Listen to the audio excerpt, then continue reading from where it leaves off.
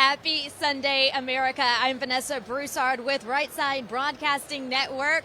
The road to 2024 is traveling through Michigan today. It's an exciting time here at the 2023 Lincoln Day Dinner. That's the Lincoln Day Dinner here in Novi, Michigan.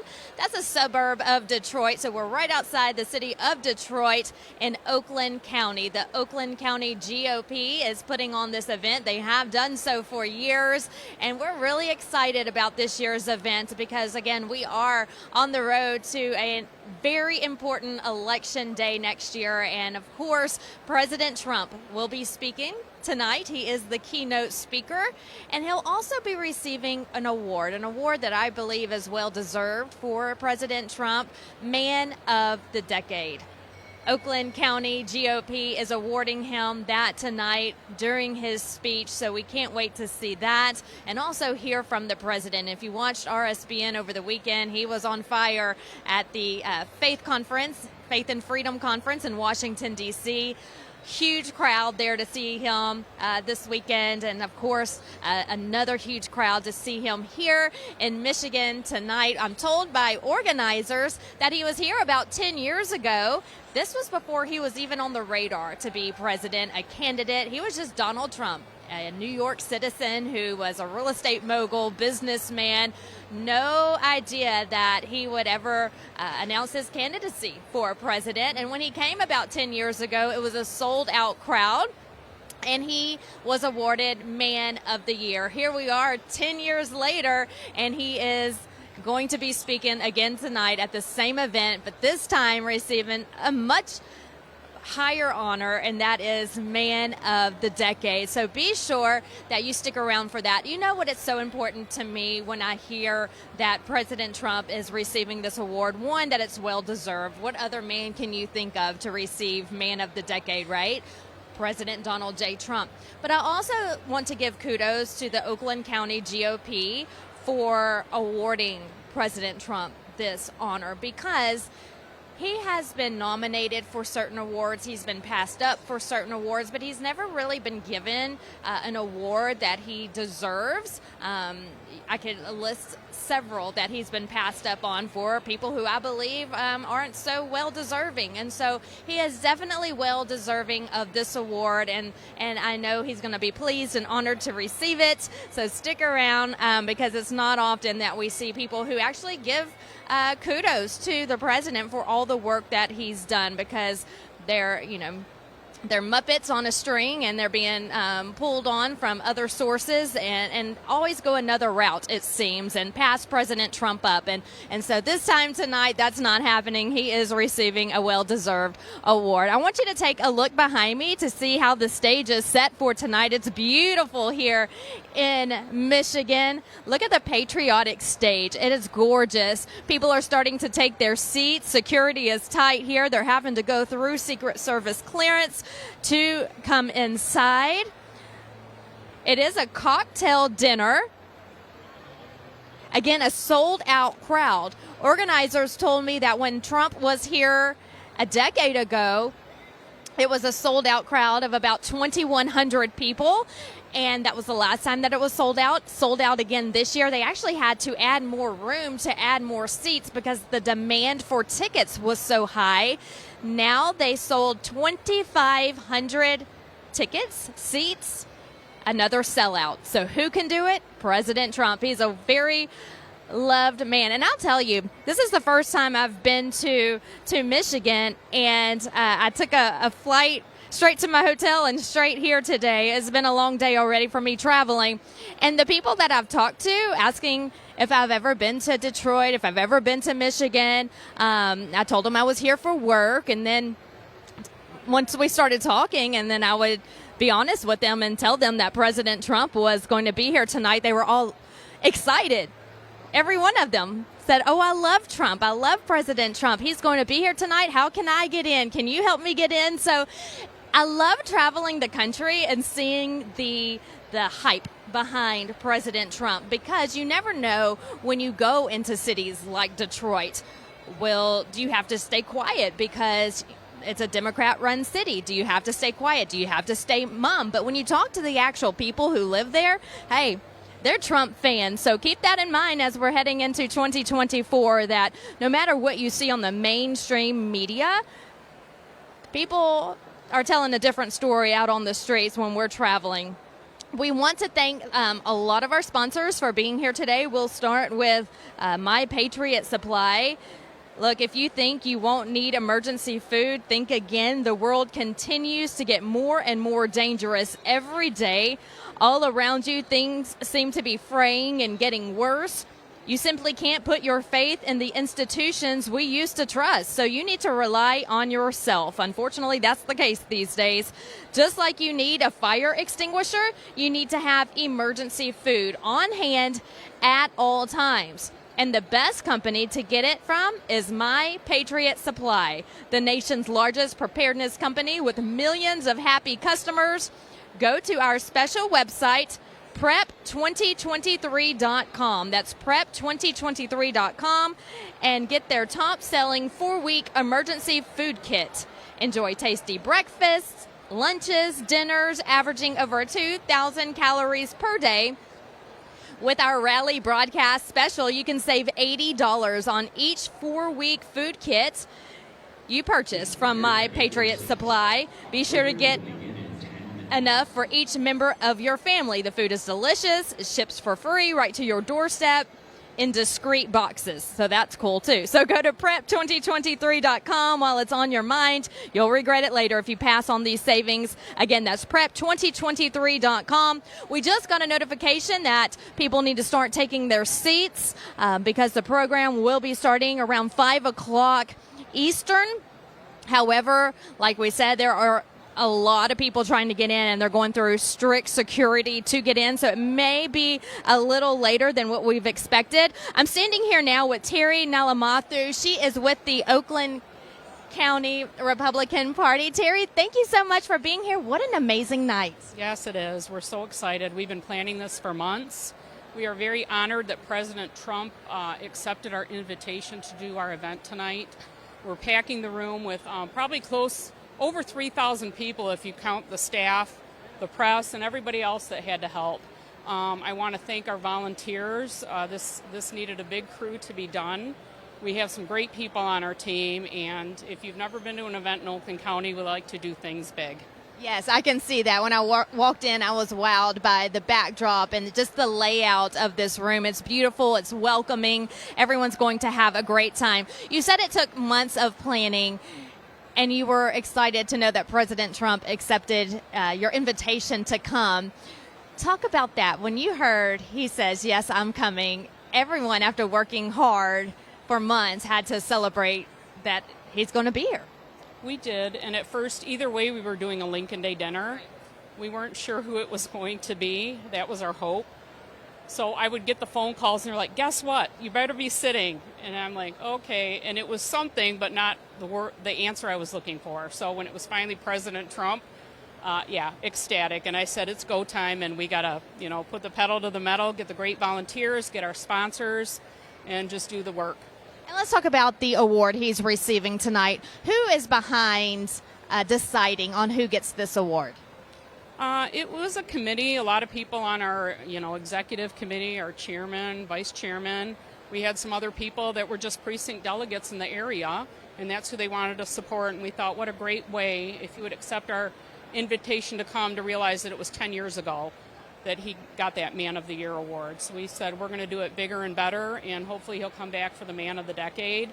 I think as far as the county and the state go here in Michigan, we really miss when the state was red, when our county was red, and we really need to turn this county and state around and get back to that.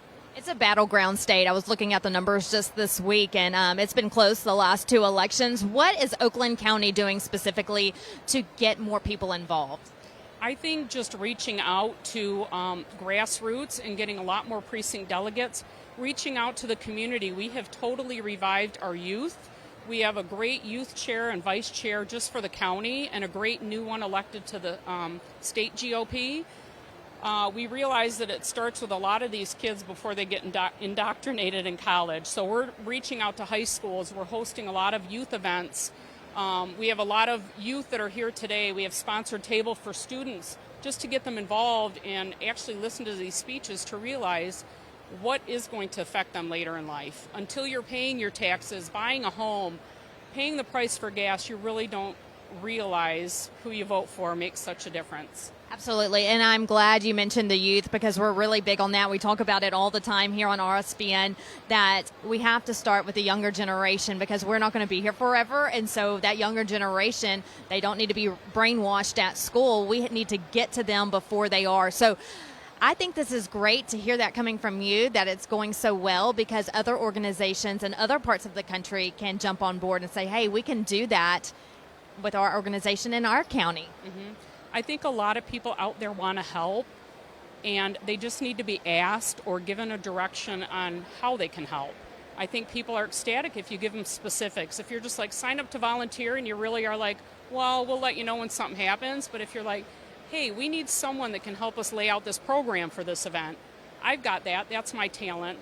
People love to use their talents, and when you ask them, everyone is happy to help. They really are. And so let's talk about Michigan. What are you hearing, not just in Oakland County, but across the state? Is there a different vibe this go around? Are people more eager for this election because of the current administration? I think a lot of people are nervous. A lot of people are scared that it's going to be stolen again or have that fear. We really need to get people out to vote. If you want to be involved, sign up to be an election inspector. Sign up to work those elections. And I try and tell people, like, we're focusing on our county like a little island because local politics affects your daily life more than the actual federal government. So we're trying to, keep our county going strong. We're trying to change our schools, going back to conservative values in our schools, celebrating families, celebrating God back in the homes, things like that. So thank you for being here. We're very excited that you're taking time to cover this event. Yes, well, we are excited to be here, and again, first time in Michigan. It's been more than welcoming, and happy to meet all the different people. People are still coming in. Security, like I mentioned earlier, is tight.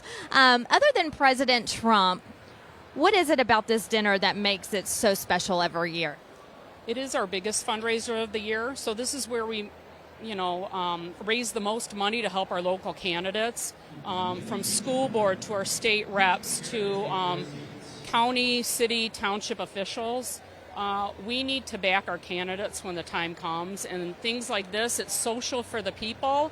They don't realize they are helping with their funds at the same time, but we have a great silent auction going today with a lot of donated items, so we're hoping we make some money off of that and just getting people in the door. We try and make it affordable for everybody. This is a bigger venue, and when you host a former president of the United States, costs go up. So it was a little more than we like to usually charge, but there was a lot of costs involved. We hope people realize that, and I don't think we're trying to, rip them off. But we packed the room. We sold out. We had to shut down our ticket sales Tuesday. I saw that online, and great job, because even though the prices went up, that's what people love, President Trump, and they want to support him and then support the cause, the grassroots effort, the conservative values. And I think that, if it means not going out to eat a couple times this week and instead coming here and supporting the cause, then that's what people are going to do. For people to follow Oakland County GOP, how can they do so online? Our website is www.oaklandgop.org. Oakland is our county, GOP is our party, and we are an organization. All right. Terry, thank you so much for everything you've done and for being here and for allowing RSBN to be here as well. We'll see you later tonight. Yes. Okay, thank you. We love you too. Thank you. Thank you. All right, well, you heard it from Terry. It takes a lot to put these, you're welcome. It takes a lot to put these organizations on. She said there's been months of planning going on behind the scenes, and they just happened to reach out to President Trump 10 years later after his first appearance 1 decade ago to see if he may be willing to come back. He said absolutely he would, and as you heard from her, she got really excited when she got the phone call that President Trump accepted their invitation. Sold out crowd here tonight. People are eager to see the president, what he has to say. This comes on the heels of his arraignment last week in Miami. If you've been following the news, there's new pushes in Congress to get his indictments expunged. And so we're really depending on Congress to go through with that. So do your jobs. All the Republicans in Congress, McCarthy, make sure that we get those indictments expunged. And also there's another push for President Biden to be indicted. So we have this Republican-controlled House, and so I think that when you have these initiatives and you have these efforts going forward to try to, you know what, you're attacking our president, but yet the current president is getting away with so much worse, you are in control of the House. So it is our turn to make sure that these efforts are passed and that Republicans do what they're supposed to do to hold those accountable. In office. The Biden family, the regime, it needs to come to an end, and we need to make sure President Trump is cleared of what he's been accused of. And we all know that he's innocent, and everything that they've tried to accuse him of, they have not had any evidence. And so now what's going on, as you know, I don't have to tell you sitting at home if you're watching us, you all know it's baloney is like what we like to call it in Texas. So, yes, we call on Congress to make sure if you are not backing this recent push to have President Trump's indictments expunged, you need to get on board, and then also get on board with the call to impeach President Biden. You know, it's been a long day for me. I left my house at 3 a.m. Central to make it here tonight to see all these wonderful people in Michigan. So I need some coffee, and the perfect brand for me, Blackout. If you're tired of the same old liberal flavored coffee brand, stop giving your money to woke companies that don't care about you. Go with a coffee option that aligns with your conservative values. And my friends, again, that's Blackout Coffee. It's not enough to simply taste great. You want to be proud to support the company knowing they align with your conservative values. And that's why I'm telling you to give them a try. I'm proud to personally recommend Blackout Coffee. This is a coffee company that is 100% committed to conservative values, from sourcing the beans to the roasting process, customer support, or shipping. They've got an incredible work ethic and are dedicated to promoting conservative principles and accept no compromise on taste or quality. So do me a favor right now, check out blackoutcoffee.com/RSBN. And you can use the coupon code RSBN for 20% off your first order. So ditch those other guys. Blackout Coffee remains true to our values. That's blackoutcoffee.com/RSBN, or you can use coupon code RSBN for 20% off your first order. Coffee sounds good right about now, but people are starting to come in, take their seats. Slowly but surely, as we've been mentioning, we may be running a few minutes behind because security is tight. We haven't mentioned it yet, but Ted Nugent will be playing the national anthem, the legendary guitarist. He's always a pleasure to watch and listen to. Ted Nugent will be playing the guitar for our national anthem. That should be coming up any moment now. We also have different congressmen and women from around the state who will be in attendance this evening. All will be speaking before President Trump takes the stage.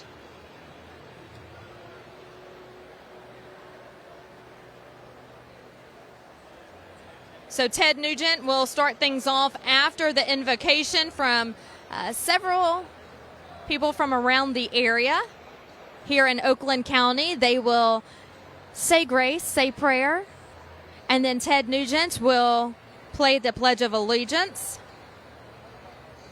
We have several people who will speak tonight from Oakland County. Also, I'm just getting word Rudy Giuliani will be here. He's set to take the stage shortly before President Trump. President Trump is expected to speak at 6:30 p.m. Eastern. Rudy Giuliani will be about 15 minutes before that. Can't wait to hear from him. We have Vance Patrick, who is the chairman He'll be speaking after Rudy Giuliani. Then we also have Congresswoman Lisa McClain, who will be speaking this evening. So we have a nice lineup of speakers. Again, Rudy Giuliani, Vance Patrick, Congresswoman Lisa McClain, and then, of course, who we're all waiting for and here to see, President Donald J. Trump. I want to talk to you a little bit about the border crisis and what's going on in places like Texas and Arizona. This week, the Census Bureau put out new numbers for the state of Texas, and for the first time in a very, very long time, decades, Latinos are now in the majority in Texas, making up about 40% of the population. So Latinos have surpassed the white population and non-white population to make up the majority of Texas. Well, on the plane ride over here, I was looking at different websites and mainstream news articles to see what the reasoning behind that was, and it was kind of interesting to me to read on these mainstream outlets that it's because they are just reproducing faster. Well, I did finally, after I went to maybe 8, 9 websites, finally see an article that said because of our border, they're migrating over here. And that's what I also believe as well, is that they're migrating over here. And that's okay if they're migrating the legal way. We accept all legal immigrants to come to the United States. It's the illegal immigrants who we are clearly having a problem with at the border. The border is wide open. President Biden refuses to close our border. He refuses to finish the border wall, and so these migrants are coming over, not just from Mexico, from all over, from places we don't even know where they're coming from. We don't know who they are. Venezuela, you name it, they're coming. And so they're just coming at this rapid pace to where the states are doing what they can to send their National Guard there, their police officers there, to kind of come up with new tactics to get these people from crossing the border. But our federal government is lacking, so they're not getting the help from our federal government. That's the Biden administration. The states are doing what they can, including in Texas. I read almost weekly new initiatives that they're taking to try to combat the population of these migrants coming over, tens of thousands a day, into our communities, into our school systems, into our neighborhoods. So parents in Texas are worried. Homeowners in Texas are worried. We hear from landowners all the time along the border, the Rio Grande, who say, they have to call the cops all the time because there's just people walking across and hanging out and trying to make a makeshift home on their property. And so these illegal immigrants are coming over at a rapid pace, and I don't want the mainstream media, I don't want you to get so focused on the mainstream media and what they make covering to ignore. They're covering up what our real problems are, and that's one of the real problems. That should be covered every single day, and it's not. And so, again, I think that the Republicans need to push better on the fact that we support immigration legally. It's the illegal immigration, and we just need to really get the federal government behind closing our border, because what's a country without a border? And so, if states are changing in their demographics, that's wonderful, as long as it's the legal way. So that's one of the new news items and headlines that I read up on this week. Also, another thing is the 1-year anniversary of Roe v. Wade. So that was overturned about a year ago this week and sent to the states. And, I'll have to tell you that I smile when I see news articles flash across my phone and alerts come across my phone that say that abortion rates are almost to 0% in a lot of states now. Because what does that mean? That means that babies are living, and that makes me happy. They are not murdering these innocent babies, and lives are being saved. So Roe v. Wade overturned a year ago this week, and sent it to the states, and so many states are seeing a huge decrease in abortions, and so therefore lives are being saved. God bless the babies. We're pro-life, and we're excited to see that when we see those news flashes come across our screen. I want to let you know I am on Truth Social at Vanessa Broussard. If you have any questions for me, join the conversation. I would love to talk to you, love to answer any questions you may have. Go to Vanessa Broussard on Truth Social, and we will have a conversation here throughout our broadcast.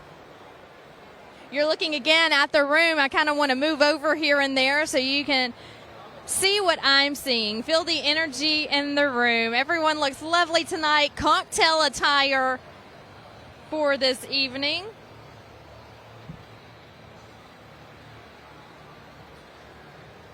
And of course, we want to thank our sponsors for allowing us to be here.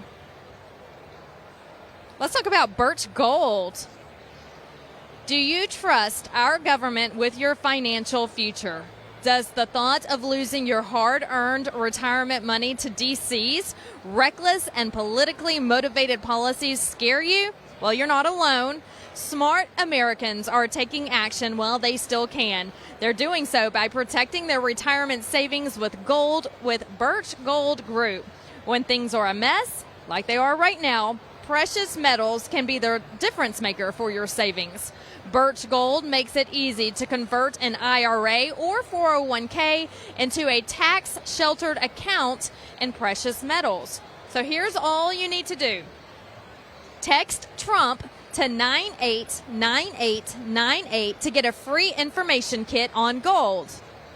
Best of all, there are no taxes or penalties, that is, to make this move. Text Trump to 989898 to claim your free info kit on gold today. With an A+ rating with the Better Business Bureau, thousands of happy customers, and countless 5-star reviews, Birch Gold is who you can trust to protect your future. Again, text Trump to 989898 today. And also, when you contact Birch Gold right now, you'll be eligible for up to $10,000 in free precious metals on qualified purchases. One more time, text Trump to the number 989898 right now. Birch Gold, thank you so much for being a sponsor. Again, we were supposed to kick off about 15 minutes ago, but people are held up in a security sweep and slowly making their way in.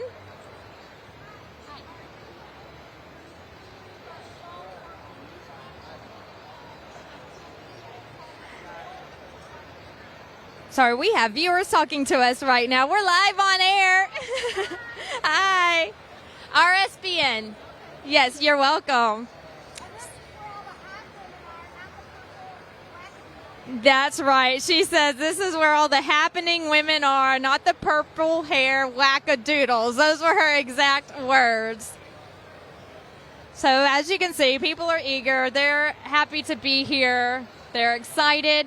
As Terry just mentioned earlier, if you were watching when we talked to one of the organizers of this event, she says people are excited for next year's election, but they're also very nervous. We cannot take another 4 years of the Biden administration. Look what has happened in the time he's been in control now. Can you imagine another 4 more years? So what can you do? First of all, we pray, and we pray. And we pray with our families, and we pray with our kids, and we pray with our friends, and we pray with our neighbors. We go to church and pray. We pray at home. We pray at school. We pray. That's first and foremost. Then what do? You contact a local organization in your community and say, I want to get involved. I've had enough of just sitting at home and not being able to afford my groceries, not being able to afford my gas, not being able to afford my rent or my mortgage. My 401k is crashing. Open borders, like we just mentioned, on the brink of another world war. I cannot take this anymore. So I want to get involved. So that's what you do. And if you don't have an organization in your community, if you come from a smaller community, that's okay. You can start one. Grab a couple of friends, go have coffee together, blackout coffee. Go have coffee together and talk about what you can do, and then start getting your community involved. As Terry just mentioned earlier, too, we're seeing a big push across the country, which is great to see, of people really reaching out to our youth. Our youth is getting involved, and that is wonderful. We are getting to them before the schools get to them, before the universities get to them. So, have that conversation with your child. Let them know what's right from wrong. Teach them the Constitution. Teach them, our rights and what our founding fathers wanted for our country. Teach them right from wrong. And I talked about this last week in Miami, and it's a really sad day in America whenever wrong turns into right and right turns into wrong. The Biden family is wrong. And what is happening? Nothing. They're getting away with everything. They're making it seem like it's A-okay. They're right. Then you have President Trump, who's been right about everything so far, but the left is attacking him. Our government is attacking him, putting him in the wrong. So we need to flip that, America.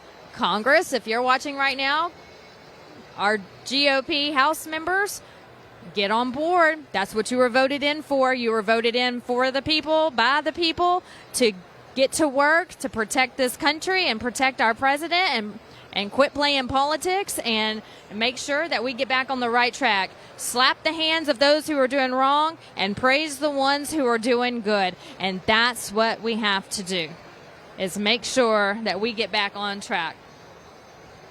See a lot of people starting to get to their seats as we start to get busy here. It's getting a little crowded here. Sold out crowd at the 2023 Lincoln Day Dinner in Novi, Michigan. It's a smaller town, the suburbs of Detroit and Oakland County. This is an Oakland County Republican Party event. They have it every year. President Trump spoke here a decade ago. He was honored with the award of Man of the Year, and this year he is being presented with Man of the Decade. Can you think of anyone else more deserving than President Trump for this award? Absolutely not. This is the man that deserves it, and I hope more counties and states and organizations get involved with awarding him. That's kind of what he needs right now. He needs to know we're there for him. He needs to know we love him. He needs to know America's behind him and is supporting him. So when we can award him for his accomplishments, then that's what we need to do. 5:18 here in Michigan as we await the start of the Lincoln Day Dinner.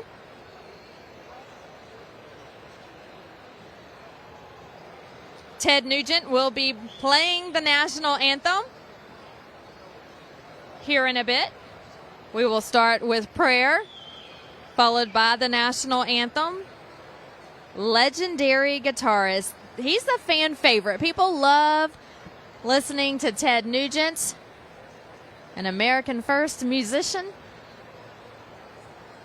And then we have Rudy Giuliani, who will be speaking here in a bit, followed by some organizers of the event, a local congresswoman, and then ending the night with President Donald J. Trump. Heading on over to Truth Social now. If you're there, follow me, Vanessa Broussard. Join the conversation. Would love to chat with you. Looking at Truth Social right now at some of your comments.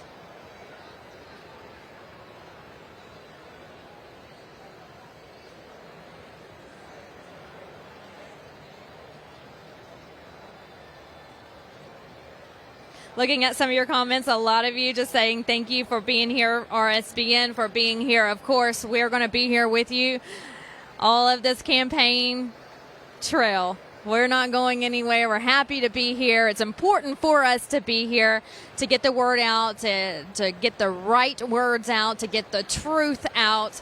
And so that's what we're going to do. And we may lose sleep and we may get tired and we may feel like we've been on a plane 6 out of 7 days out of the week, but that's okay.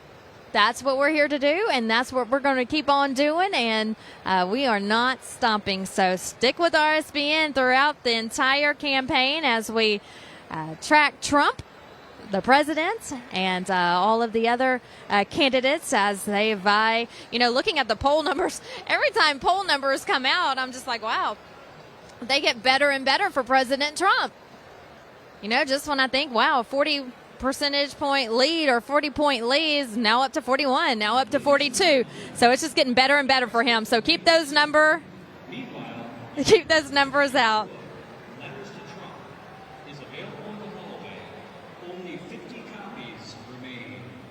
Listening to the speaker just now, he said, ladies and gentlemen, the president will be here soon. The crowd erupted in cheers.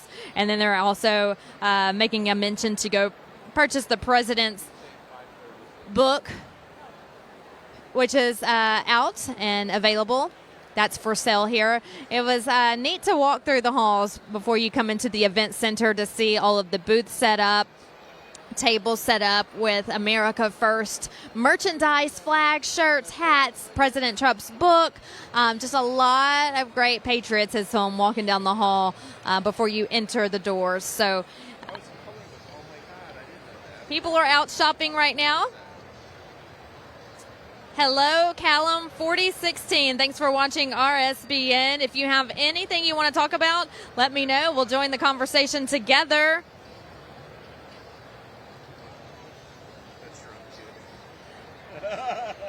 Someone's asking what time will the coverage begin for Trump. He is expected to speak at 6:30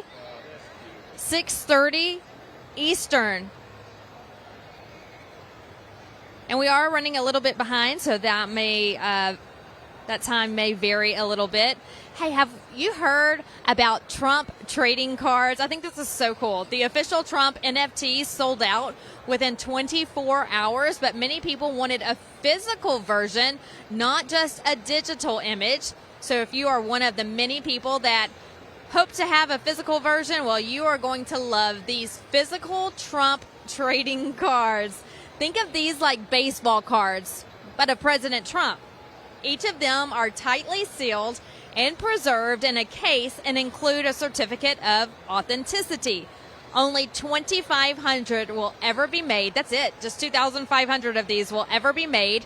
And if you act now, you can claim all 6 of these unique pieces of art before they sell out. Text the keyword cards to 70301 to claim yours now.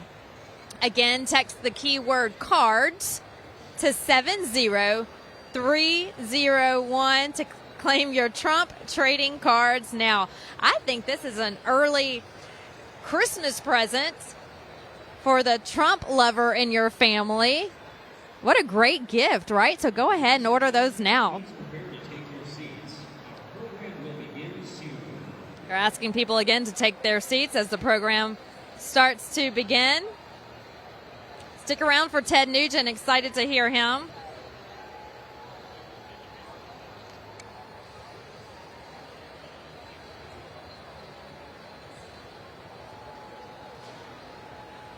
All right, so if you are just tuning in, we are at the 2023 Lincoln Day Dinner in Novi, Michigan. That's in Oakland County, a suburb of Detroit.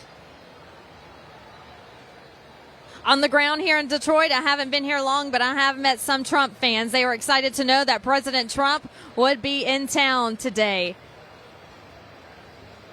And I'll be honest with you, I was surprised to hear that here in Detroit. I didn't know what I was walking into, but when I said where I was coming after some conversations with people, you know, you have to kind of feel people out. You can't really talk politics to just anybody, or especially strangers in a Democrat-run city, so you have to be very careful. But once you start filling people out and seeing where they stand and start talking to them, and then I told them where I was coming and who I was coming here to see, they get excited. People love Trump, so don't let the mainstream media fool you.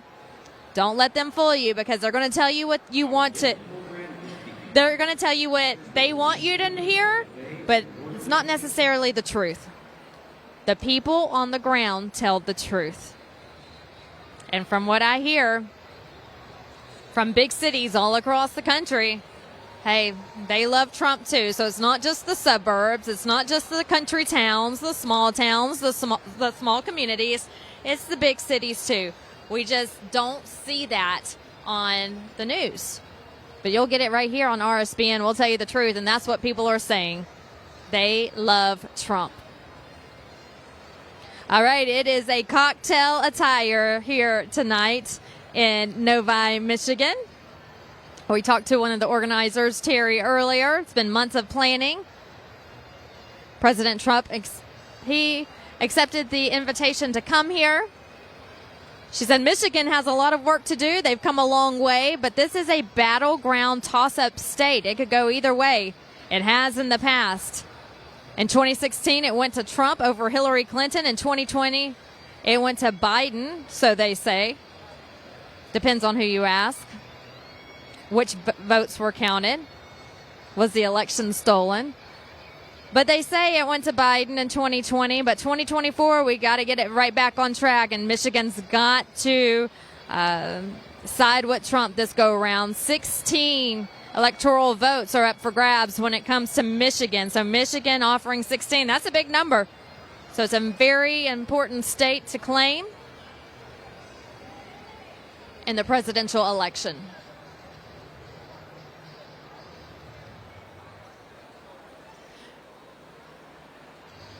We're going to be talking to more people, more organizers throughout the evening. We have several people coming here in a little bit after Ted Nugent plays. The importance of Michigan getting out to vote, as I just talked about. 16 electoral votes are up for grabs in 2024. The importance of Michigan going back with Trump this go-around. Again, he won Michigan in 2016, missed it in 2020. Well, we believe he'll get it again in 2024. Then Ryan Berman, who's the chair of the Lincoln Day Dinner, he's going to talk to us more in depth about why Donald J. Trump was chosen to receive the Man of the Decade award tonight. He's going to give us some background on his 2013 visit, talk about this sold-out event, talk about where our country's headed. So that's coming up momentarily as well.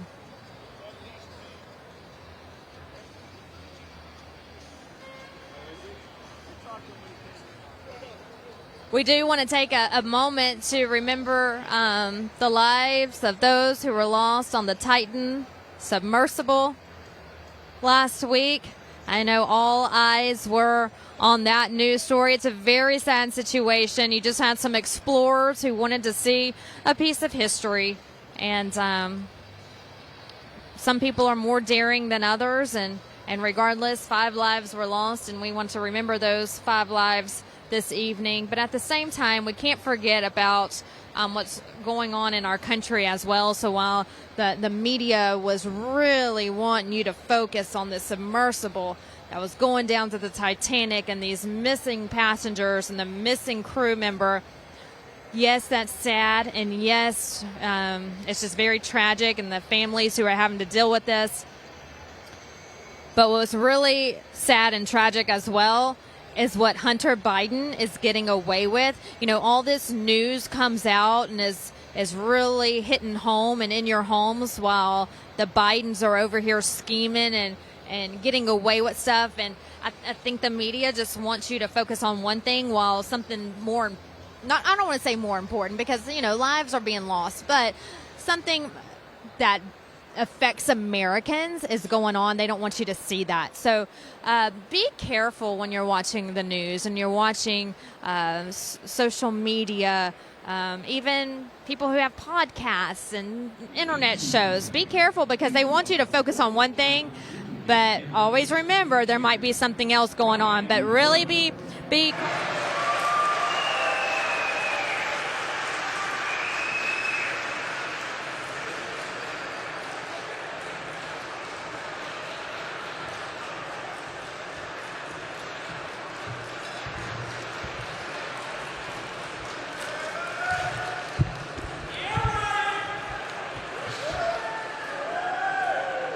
Welcome to the 131st Oakland County Republican Party Lincoln Day Dinner. I'm proud to be a part of this record-setting and historic evening. It's amazing to see all the work that we've put in over the last few weeks culminate in this great event. I wish I could take all the credit. However, it was because of the tireless efforts of our leadership team and many, many volunteers that this room went from being empty just a day ago to looking this good and professional. Yeah. I would like to especially thank our OCRP Chair, Vance Patrick, Vice Chair, Terry Nalamathu, Political Advisor, Brian Schmecke, and our Executive Director, Amber Harris, and all of the other volunteers that worked so hard on this event. Please stand up and let's give them all a round of applause.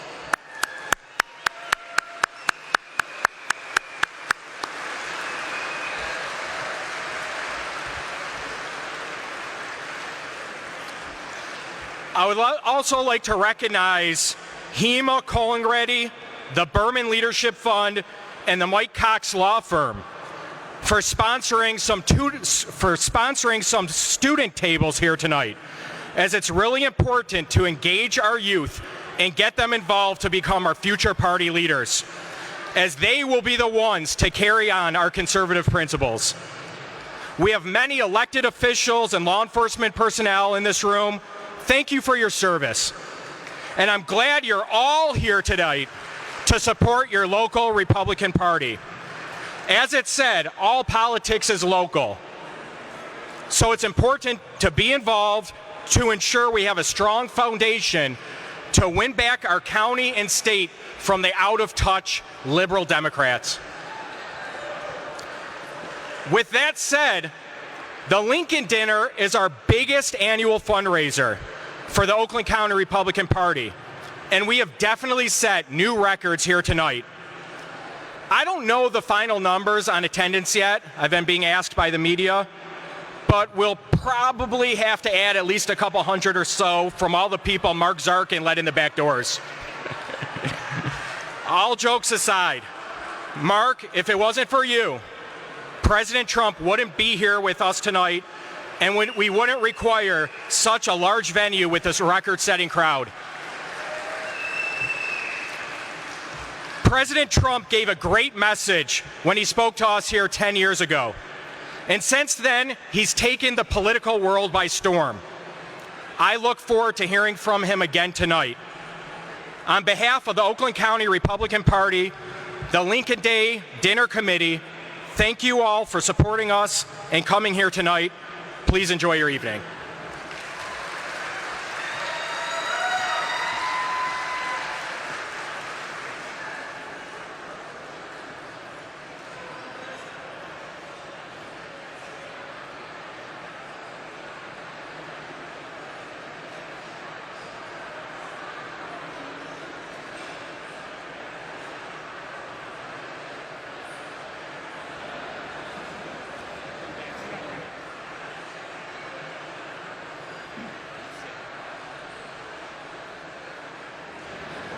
Ladies and gentlemen, our program will restart in about 10 minutes.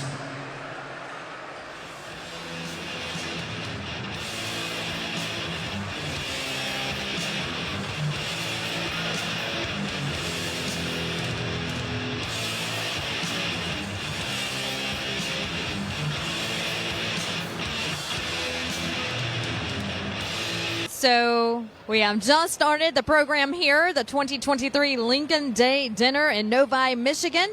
People are starting to take their seats. There's a buffet line, so people are in line for their food. And they said in about 10 minutes we'll get started with the invocation, followed by the Pledge of Allegiance played by Ted Nugent.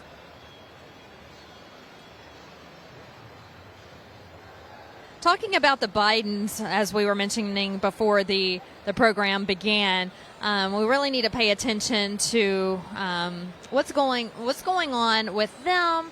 the corruption. I really believe that this is all going to come to light. This is the beginning of the end of the Bidens. I firmly believe that, because for so long they have, gotten away with so much corruption and lies and you name it. And I think it took what happened to Trump, them accusing Trump of what they're actually doing, for people to really realize, wait a minute. It's kind of like when they say, when someone accuses you of something that you're doing is wrong, it's usually the accuser who's doing the wrong. Well, that's really what's going on here. The people who are accusing Trump are really the corrupt ones. Whether that's the DOJ, whether that's the FBI, whether that's the Bidens, whether that's the Clintons, whether that's the Obamas, the ones who are pointing the fingers are usually the ones in the wrong. And I think it took this, unfortunately, for Trump, for people to realize and for this all really start to come to light. Because if it wasn't for them accusing Trump of the Russia, the boxes hoax at the Mar-a-Lago estate, all of these accusations against him, but nothing was ever going on with the Clintons or the Bidens. Where are her emails? Why did nothing ever happen with that? Why is nothing happening to Hunter and his tax fraud? So when you look at President Trump being accused of something he didn't do that created this firestorm from America, from you sitting at home saying, oh, no, you're not going to attack our president, and come up with continuous lies against this man who did so much good for our country in 4 years. So good that the left cannot stand him. They can't stand how good of a job he did. So they are just trying to bring him down. So it took you, the Americans, these Republicans in Congress, these MAGA Republicans in Congress, to say, oh, no, we're coming after you, Biden. If you're going to attack our man, we're coming after you. And so that means his son as well. So it really, unfortunately for Trump, again, had to take this to happen for this firestorm to erupt, to bring down the Biden family. And again, I believe, in my opinion, that this is the beginning of the end of the Biden regime. Now, there's word on, social media and from different Republicans that Biden may not be the nominee in 2024. I can see both sides. I think that he's a Muppet, and he is, as you all well know, walking around being told what to do and what to say, because he clearly doesn't know where he is or what he's doing or what he's saying from day to day. So someone's controlling him. So from that aspect, I can see him still being the nominee because they want somebody that they control. But at the same time, I can see, where California Governor Newsom would want to get out from the shadows and jump in and throw his hat in the ring as well. So we'll see what happens. I mean, there's a lot of talk and corruption in the backgrounds that the average American person, you and I, don't know about, but we'll see what happens. All we do know is that we need Trump back in office. That's what's going to save this country. And as I mentioned earlier, if you weren't joined in with us yet, the first thing we need to do is pray hard, and then get to work, boots on the ground in your community, really supporting and backing this president. And if you feel that you're a Republican congressperson who is a senator or a representative in your district isn't doing their job, call them. I am telling you right now, call them. You voted for them to work for you. And if they aren't working for you, then call them and ask them why. Why are they not? Because what they want to do is get elected again. And if they know that their constituents, their people in their districts are not supporting them or are mad at them, maybe they'll change their ways, but they need to feel the heat, and that's only going to come from the people at home. So if you feel that those who are representing you in your district aren't doing a great job, Call their office. Call them every day. Leave messages every day. Don't stop. Tell your neighbors to call them too, your moms, your sisters, your uncles, cousins. Tell them as well. Because we've got to get these rhinos out of office, and we've got to get these MAGA Republicans who are conservative. They have these conservative values, God first values, save America, America first, America first, America first. I am so tired of this administration putting America last. Like, who in their right mind would support this? Like, why people would still support this is beyond me. I can't fathom. I can't even comprehend it in the least. So we need to get America first back in there. You know, I'm looking at 6 beautiful American flags at the center of the stage here today at this Lincoln dinner, and all of a sudden my mind, just talking about what we were just talking about, goes back to the Pride event at the White House just a couple of weeks ago when the American flag was not front and center. The Pride flag was. This is our administration right now. America's not first. Their corrupt ideologies is what they want to be first. They don't want the America that we know and love. They want that to be gone. They want that to be history. They want that away. They want to control you. Did you hear Biden the other day say that your kid is all of our kids? No, sir. My child is my child, and the government will never control my child. That's what they want. Control, America. We've got to put an end to it. And if we don't, we won't know our country anymore. The America that we know and love, that our grandparents grew up in, our parents grew up in, how they raised us, is all going to be our past history. You know, I do talk to these migrants who come over from other countries as I go from rally to rally and event to event, and they're scared. They came to America for the American dream. They came to America for freedom. And there is not one that I have spoken to who says, oh, everything's great. No, they're scared. They say, what is happening right now today in America is exactly what we ran from, is exactly what we fled from. That's why we came here. Where are we going to go next? Well, I don't have an answer for them.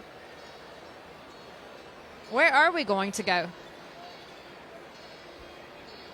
If we become extremists, if we become communists, we're already getting there. We can't allow it to happen, so we need to make a pact. Everybody watching RSBN right now, we need to make a pact. We will not let this happen. And so it's events like this, like one of the organizers was talking about earlier, it's events like this that gets people fired up. It gets them energized and ready to hit the campaign trail and take back our country.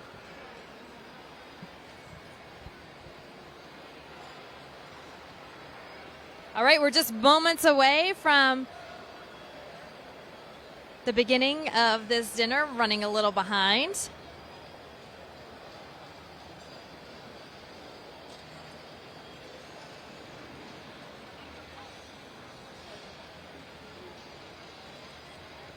All right, so I'm looking at Truth Social right now. Again, if you're just joining us, follow me there. Join the conversation. I would love to talk to you. I love talking to the viewers, so you don't just have to hear me the whole time we're live. We can talk to each other. This one's coming from, I don't know how to pronounce this, but it's Beauceant. She says, listening to you now, please help. Democrats are destroying my old hometown, city of Lakes Madison, Wisconsin. In 2 years, Dems turned downtown into an unrecognizable city. Grown men without cars, jobs, but have cigarettes and phones. They harass people, especially ladies. How can they use my tax dollars as welfare magnets for these losers? She says. Democrats pick the most beautiful waterfront cities to destroy. Please do something, President Trump. Save Madison, Wisconsin from Tony Evers and his band of misfit toys. You're absolutely right. Crime is everywhere, unfortunately, even in the smaller towns. But it's really these Democrat cities where we see the harshest crimes. And it's really sad when we see these conservative communities, these small, tight-knit communities being destroyed by people with their liberal ways and people who just don't really have any morals, I guess you could say. They don't see the difference between right and wrong. Crime is okay. They feel like they're just going to get a slap on the hand and get away with it and do it right back, over again tomorrow, and that's not okay. I will tell you, a really sad story. I haven't stopped thinking about this today. I was on my way from the airport to my hotel, and I was talking to the Uber driver who is from Detroit, and we were just talking, I was telling him first time in Michigan, where are some great places to go if I had any time, and out of the blue, he says, I lost one of my friends 2 weeks ago. And I said, oh, really? What happened? He says he was an Uber driver, and he said, and he picked up someone, and the criminal shot him in the back of the head. How sad. That was in here in Detroit. Now, that's what he says. I haven't had time to verify and look at the news articles on that. I do want to read up, because he was telling me about his friend who was married and had 2 small children at home. So I do want to read up on his friend later on tonight when I have time, when I get back to the hotel room. But let me tell you, this is what's going on in Democrat-run cities. We see it all the time. Smash and grabs. Businesses are closing down. Small businesses can't even stay open. These retail stores are having to board up and shut down because they can't stay open because, 1, they're losing money from being stolen from. 2, people can't shop because they can't afford to shop in Biden's America. And 3, people are just stealing. People are they're coming in, stealing, and leaving. So it's just really sad. You watch all these videos everywhere, and they just come in by the droves, dozens of them, smashing windows. The clerks are scared for their lives. They're having to protect themselves. And, what's more important, your life or the items in your store? So they protect themselves first, and you see these crooks and these criminals in these Democrat-run cities really just smashing these windows and just going at it. They're leaving with trash bags full of items. And so what happens? Nothing. Not in Biden's America. Nothing happens. So that was what I was saying earlier. What's wrong is right, and what's right is wrong in Biden's America. Go ahead, steal, ruins people's livelihoods. They don't know how they're going to put dinner on the table for their family tonight because you stole everything that they had. But that's okay. The crooks can do what they want. Go do it again tomorrow at another store. So this has to end. And so, again, though, there's hope, because when you come into these Democrat-run cities and you talk to the people on the ground, they say they are fed up, and they are Trump fans, because they know that this would not be going on under Trump. Again, crime happens everywhere, different crimes of different sorts, so crime altogether will not end. It's not going to be a perfect country, a perfect society. But what we're seeing now is to the likes we've never seen before, and hopefully something happens soon, because Americans are really suffering, and it's hurting them in the pocketbook when these thieves come in. And also, like I mentioned, our Uber drivers are scared for their lives now, and it's not just Uber, it's it was an Uber driver who I was speaking to today, but it's any body who is doing a ride share program. So you got to be really careful in any job that you're working, anytime you're in the public, because it's just a sad time. People are getting very desperate and committing the worst of crimes and getting away with it. So thank you for your comments. I appreciate talking to you, and hopefully we can get your hometown up and running again and back to normal, where everyone feels safe in their homes at night.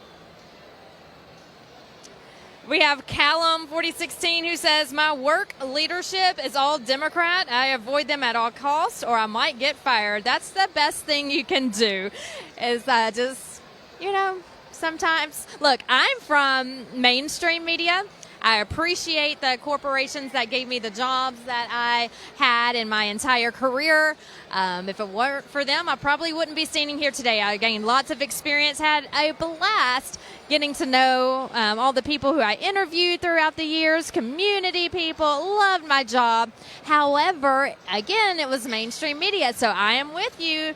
Let's see, Callum 4016, every day I had to go into work. And, yeah, no, Brian. He did just message me, though. Brian, if you're watching, you have a viewer here. He's asking for you. So back to my story. So, yeah, I had to go into work every day and not say a word. But you know what the best was? The best night of my career. And this is the honest-to-God truth. I tell people this all the time. It's the 2016 election night. You know, Hillary Clinton was expected to win, right? That's what all the polls were showing. Hillary Clinton was on top. She was going to beat Donald Trump. He didn't stand a chance. He should just go home. Well, they had me at the big board for the Electoral College calling out the states as they were called. And so I was like, oh, no, this is going to be the worst job of the night because I'm going to have to keep showing this state was called for Hillary, this state was called for Hillary, and her numbers would go up, and I'd have to announce that she'd be president-elect. Well, it was the opposite. And when I'm telling you, that ended up being the best job of the night because Trump's winning this state. Trump has won this state. Trump now nails this state. His numbers are going up. Hillary's are sitting low. And again, I couldn't really say much, but as soon as I got in the car and got home, I was jumping up and down, so excited that President Trump won the presidency and he was our president-elect. So I'm with you, to the viewer who just wrote in. I have been there plenty of times where I couldn't really say much because the majority were Democrat, but just go do your job, go home and enjoy life and your family, and just remember, if it's not a career for you, earn your paycheck and support your family the best way that you can, but don't get fired. That's not worth it. Taking a look around again, just showing you the crowd. I love showing you the crowd because when you come to these events, they're so, I don't know how to explain it. People ask me, what's it like seeing President Trump? And I've seen him so many times. All I can tell people is it never gets old. There's this energy in the room. People are so excited, eager to see him. But you really have to be there and feel it. I can't explain it. I don't know. Maybe there's a word out there. I'll have to get on the thesaurus later and look it up. But I don't know if there is even a word to describe President Trump's energy. But I love showing you the crowd and the people so you can kind of get an idea of what we're seeing here.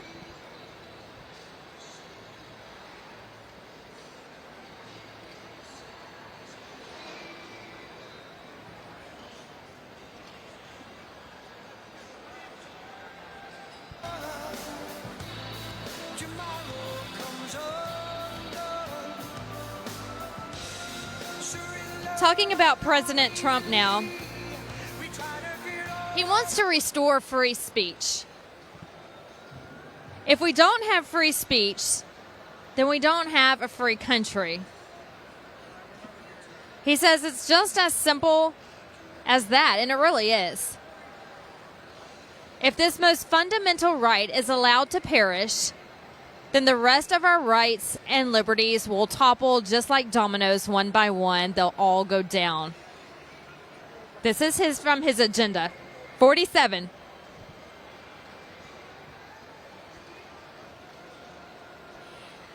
When you talk to President Trump or hear President Trump speak about restoring free speech, he says he wants to shatter the left-wing censorship regime and to reclaim the right to free speech for all Americans. He also wants to have a total ban on taxpayer dollars used to free illegal aliens and criminal penalties for administrative noncompliance. Also, a total ban on taxpayer dollars used, yes, again, for illegal aliens. He says far more illegal immigrants have entered the U.S. in the last 2 years than in any time in American history. And he is absolutely right about that. The illegal immigration numbers have shot through the roof because there is no border. It's open. The Biden administration says, oh, come on in. We'll take you. We don't know who you are. We don't know where you're from. We don't know your name. We don't know these people who you're holding hands with when you're coming across the border. But hey, come on in, come into our neighborhoods. It doesn't work that way. If that's the way it's going to be, we don't have a country. We've got to get a handle on who these people are. And I want to ask you this. The people who come in the right way, who come in the legal way, who want to come and work and live the American dream and better themselves and better their lives and better their careers and have, you know, a family to support and just have freedom. They want that American dream. How do you think they feel to think, I came in and did this the right way. I went through all the paperwork, everything I needed to do to get here, and they're just letting anybody in now. If I was them, I wouldn't be too happy.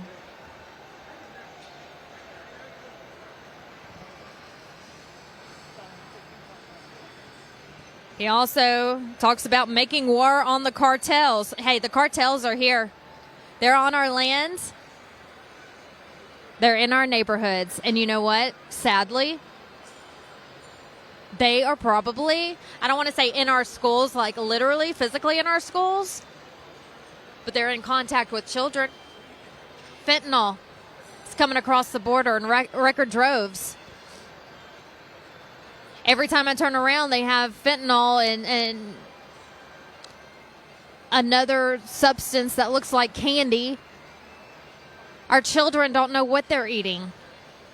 And the next thing you know, they're dead. And we're burying them. Drug cartels. Illegals. Ladies and gentlemen, We've got to put an end to it.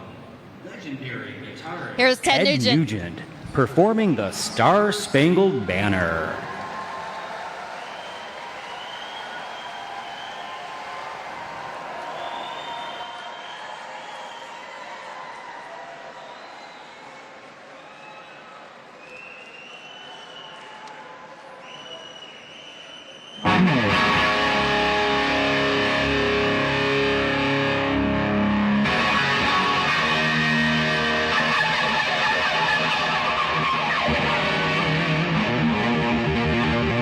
Well, looky here, it's real Michigan. I love real Michigan. God bless you all. My name is Ted Nugent, and I'm a radical. Hi, my name is Ted Nugent. I'm from Detroit. I'm an extremist.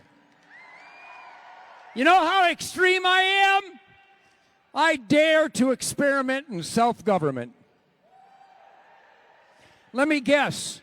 Do you know how honored and humbled, inspired, motivated, stimulated I am to be here with real Michigan? I love real Michigan. I love real America. See that flag right there? That's my pride flag right there. That's what that is.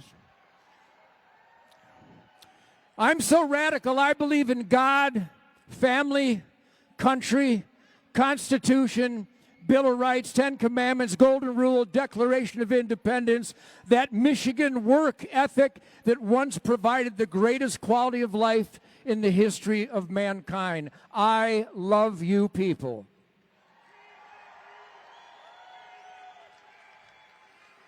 And since we're here to celebrate the greatest president in the history of the United States, we might as well have the most extreme shit-kicker Detroiter in the history of Michigan. So thank you. I will now perform a very passionate, fire-breathing, star-spangled banner. For freedom is not free, and I have heroes here tonight from the U.S. Army, the Navy, the Air Force, the U.S. Marine Corps, the National Guard, the Coast Guard. We got Navy SEALs here. Say thank you to the Navy SEALs, the Green Berets, the Army Rangers, the heroes in law enforcement.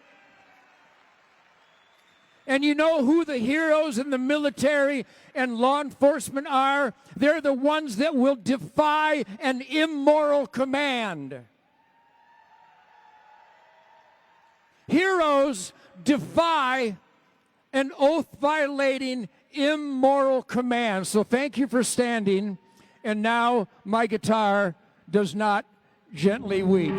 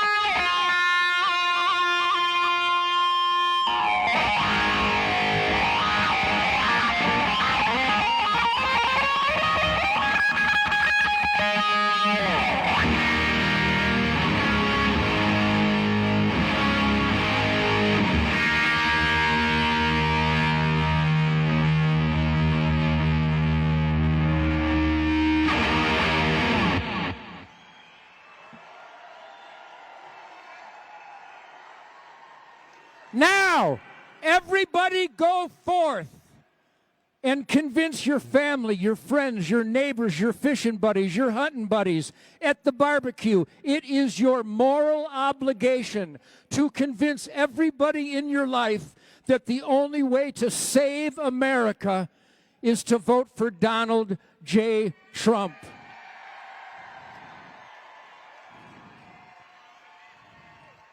Donald J. Trump is the warrior. He's the man in the arena. And if we cannot convince enough Americans to overwhelmingly support this great man, then we deserve what we get. So raise hell like you mean it. I love real Michigan. Thank you very much.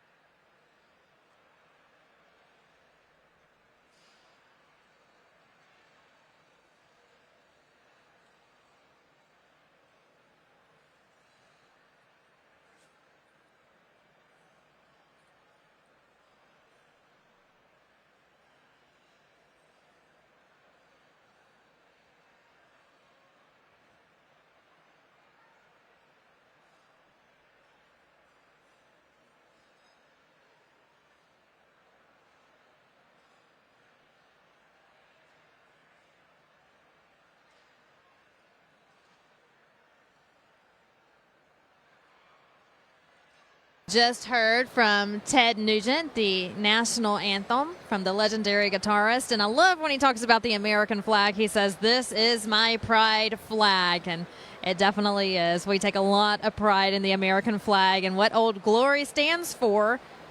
we can never forget why we fly the American flag. Let's talk about President Trump's plans for restoring law and order. You know, in these Democrat-run cities, they want to defund the police. They want to wipe out the police department. Please welcome Oakland County's own Ken Rinke. And we'll talk more about that. Now we have another break in the program.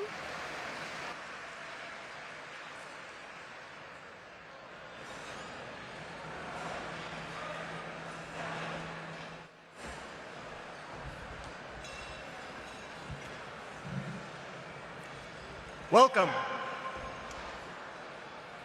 Tonight, we are at ground zero in Michigan for Republicans and Republican candidates. I want to thank everyone in attendance tonight. Your commitment to freedom, your willingness to back leaders that support our country and our Constitution is compelling. Most Americans are not aware that in our world history, the average republic lasted roughly 18 years. America is an exception. We've made it through 247 years thus far. During those years, our country has been faced with tremendous challenges: wars, depression, drought, slavery, pandemics, and establishing women's rights. In every instance, it's been Republican leaders that have guided our country to solutions that have protected the Republic and its people. You see, Republicans won't back down. As we approach the 2024 election cycle, Republicans in Michigan and America need to decide: should we unite and win, or stay divided and suffer the consequences of 4 more years of far-left agendas that favor world order in woke social environments? I believe the 2024 elections are an opportunity for Republicans to put aside intra-party fighting. We need to consider what it takes to win truthfully versus putting forward candidates that don't have the ability to win or the skill set that delivers for our state and country. Republicans are tough. We are fighters, but so is the left. The real question we need to ask ourselves is, can our party adapt to today's issues? Can our common sense approach attract new friends and faces? Ronald Reagan envisioned our party as a Big Ten. He believed that we should not exclude people because of minor differences. Rather, as he famously stated, the person who agrees with you 80% is an ally, not a 20% traitor. There's another great American who's going to be in the House who expressed it another way in his book, The Art of the Deal. He said both sides need to win to get something from a deal. These 2 examples speak for themselves. They represent winning for you, our party, and our people. When I ran for governor, I thought we needed a business person to manage the business of Michigan. Instead, a divided party allowed the left to re-elect someone who only knows politics. All of us in this room tonight are paying for it now, and our kids will continue to pay for it into the future. In Michigan, I don't believe we should have a declining population. We should not have a failing public school system that continues to move further from literacy and closer to social indoctrination. Michigan should not accept having one of the lowest college retention rates in the country. Even as the press spins it in a different narrative, these realities expand in Michigan suffers. I believe we need to win 2024 or face a very real possibility that our current governor's failures will be rewarded with a promotion to Washington.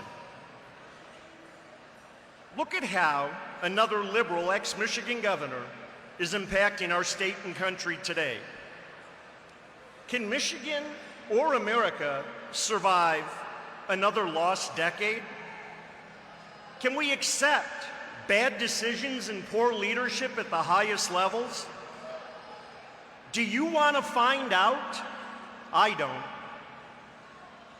As I said earlier, Republican citizens and leaders have saved our state in the past, and frankly, we need Republicans to rise to the occasion again.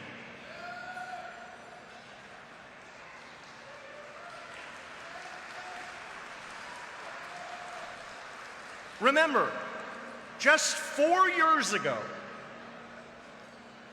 we had a leader in Washington that was taking on the establishment and pushing back on business as usual. America was seen as tough to our adversaries, and we took major terrorists off the battlefields. The decisions being made were to do what was right, not what poll tested the strongest. We had policies that helped lift up the middle class, made us energy independent. We had a safer border. We had one of the largest tax cuts in our history and a soaring economy. We also had a leader who focused on the future of our country and ensured a conservative Supreme Court for generations to come. I don't know about you, but it felt good to me. I thought it was incredible. To wrap things up tonight, I'd like to talk about a few things that we in Oakland County stand for. Oakland County Republicans understand and stand for the Constitution. We stand for freedom, the ability to speak without censorship. We respect our families, and we understand that kids belong to parents and not the government.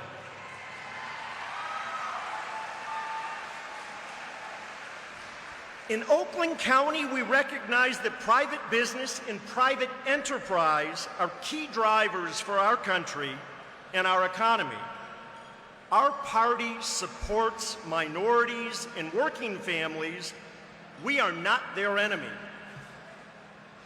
There's a shared belief among many of us here tonight that our state and federal government has become too bureaucratic, that our government leaders need to prioritize serving our citizens rather than their own interests.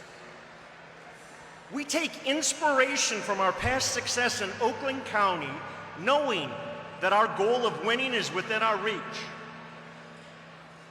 The determination and passion in the room tonight's electrifying.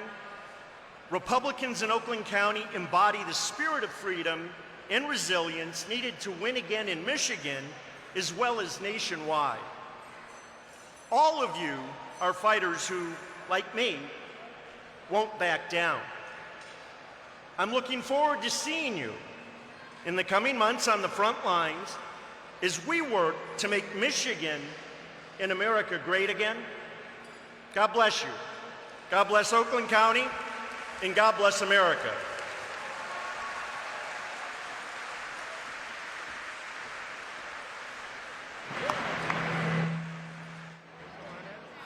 Ladies and gentlemen, please welcome to the stage Congressman John James.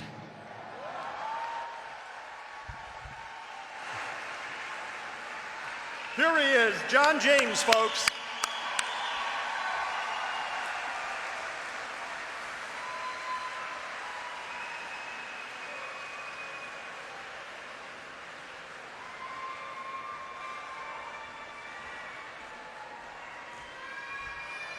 All right.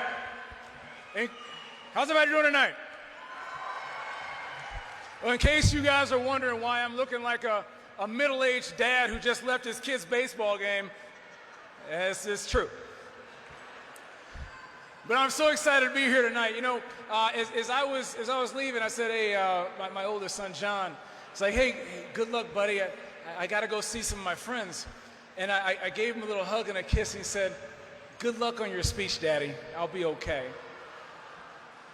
And I got a note from my wife saying that he led the rally and drove in 2 runs, and he scored a few minutes later. So right now, you're not only looking at an underdressed person, but a very, very proud dad. And I'm so proud to be here with you today. And I'm so proud to be the congressman from Michigan's 10th Congressional District. I'm so proud to say thank you for putting me there. We fought hard in 2018 and fell just short, but you didn't give up. We came back in 2020 and we fought hard and we fell short, but we didn't give up. But by the grace of God and with your help and your donations and your walking in the winter and walking in the summertime, we prevailed in Michigan's 10th Congressional District, and we're going to take our country back one step at a time.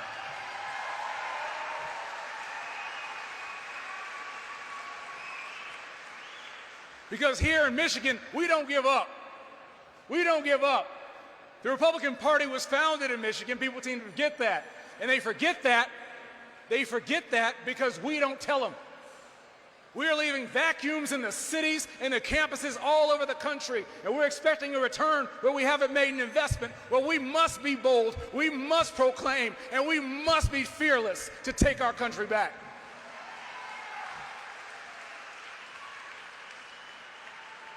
The Republican Party is the party of emancipation. Republicans march down into hostile territory to fight for people who can never say thank you. And I am the walking result of the American dream, just a handful of generations out of slavery. And now I am a 10th Congressional District congressman. Anything is possible in this country, and it's worth fighting for.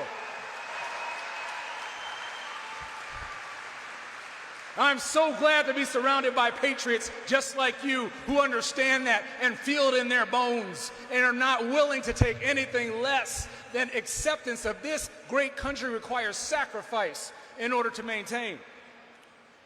GOP is a party of emancipation. Abraham Lincoln was a great emancipator, and we stand on his shoulders, his great legacy. But right now, we are standing with people who, within our own borders, are willing to tear that down. Far-left extremists led by the White House, who truly, it seems, want to hurt this country. I don't believe that many people on the left truly believe that our founding documents mean what they say, but we're going to remind them. This Republican majority, this slim Republican majority, is the backstop for freedom. It's the last line of defense, and we have to do everything that we can to protect this country. Me and my colleagues are fighting for a few important issues, namely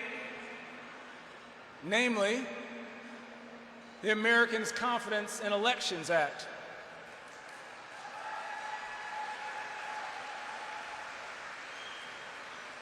We the people deserve a government that answers to us. They owe us answers, not the other way around. We're fighting to protect our seniors, Social Security and Medicare, which I said from day one during the debt ceiling debate that it would be separated from that debate so our seniors would get back what they put in. I authored this bill, and it was taken up. I also voted to create the Committee on China and the CCP, and I introduced a No American Tax Dollars to CCP Act. Hey, raise your hand if you want your hard-earned tax dollars to go to the CCP. Raise your hand if you appreciate Gretchen Whitmer and Joe Biden sending your middle class to China. We got to do more than boo. We have to make sure our voice is heard in Lansing and make sure our voice is heard in Washington and send people who will put your interests first and not China's. Just this past week, I voted to censure Adam Schiff.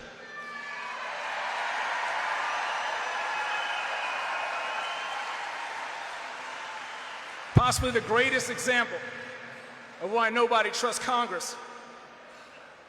I also introduced a bill to expand the Trump-era opportunity zones championed by Senator Tim Scott and President Trump.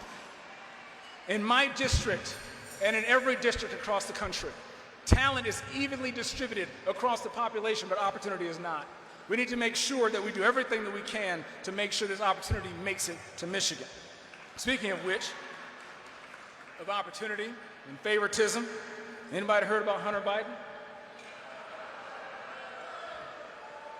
It is not normal for a president's son, or at the time a vice president's son, to be such a threat to our national security. It's not normal for a parent to be so relaxed about their son's drug problem. But you know what is normal?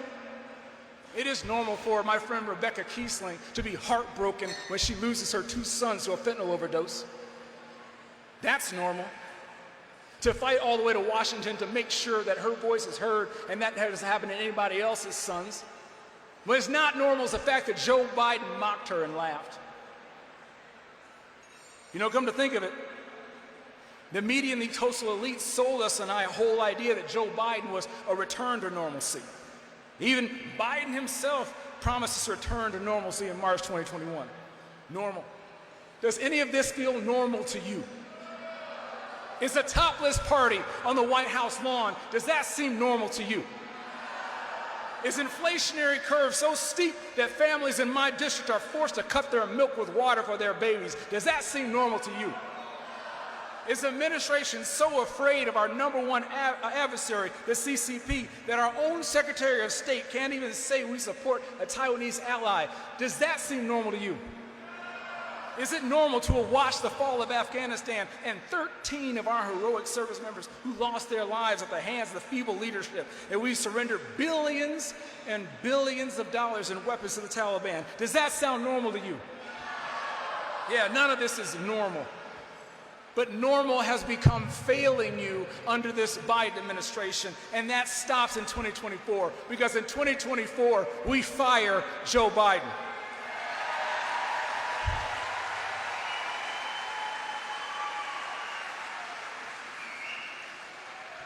We are here because we believe in America, but most importantly, we believe in each other. We're not going to let backbiting lead to the backsliding of this nation. We need everyone in this room to get active, get inspired, remind your friends and family about the time not long ago when you could be proud of your country. You know, Joe Biden loves taking vacations so much. Let's send him on a permanent vacation back down to his basement next November. Thank you all for welcoming me here tonight. Thank you all for welcoming President Donald J. Trump. Let's win in 2024 and reignite America. Thank you. God bless Michigan. God bless America. And let's fly.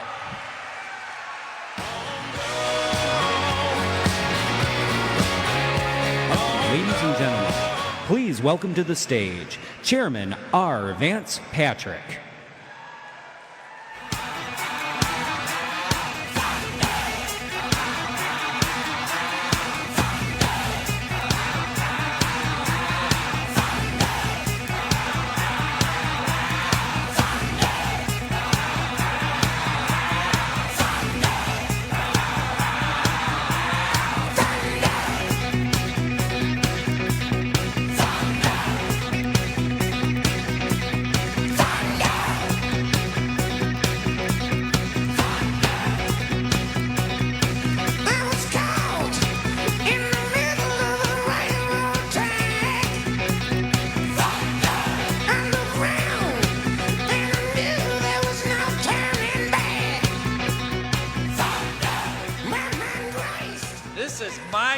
Crowd.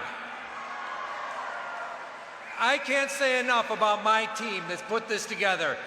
Amber Harris, Terry Naumafu, we have busted Ryan Berman, Brian Schmecke.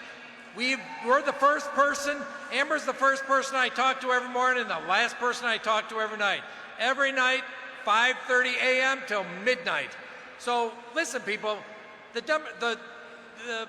what we need to do is we need to come together and we need to rally the troops, because that's what it's going to take to win the next election. So Michigan, listen, let's all come together. Vote red for Oakland County, vote red for Michigan, vote red for the United States, and vote for Donald Trump.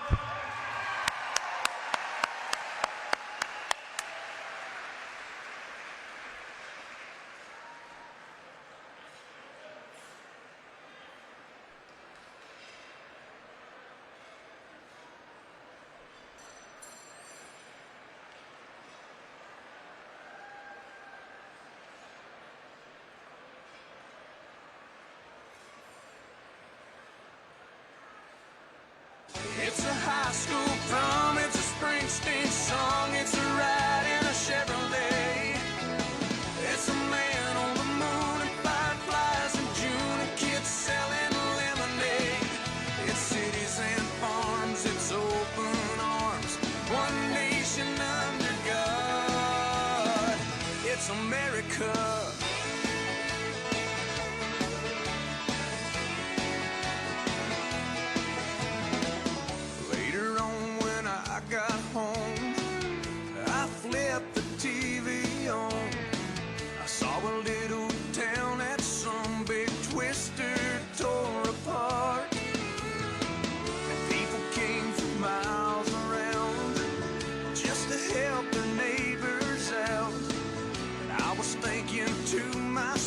I'm so glad that I live in America. It's a high school prom, it's a Springsteen song, it's a ride in a Chevrolet. It's a man on the moon and fireflies in June and kids selling lemonade. It's cities and farms, it's open arms, one nation under God. It's America.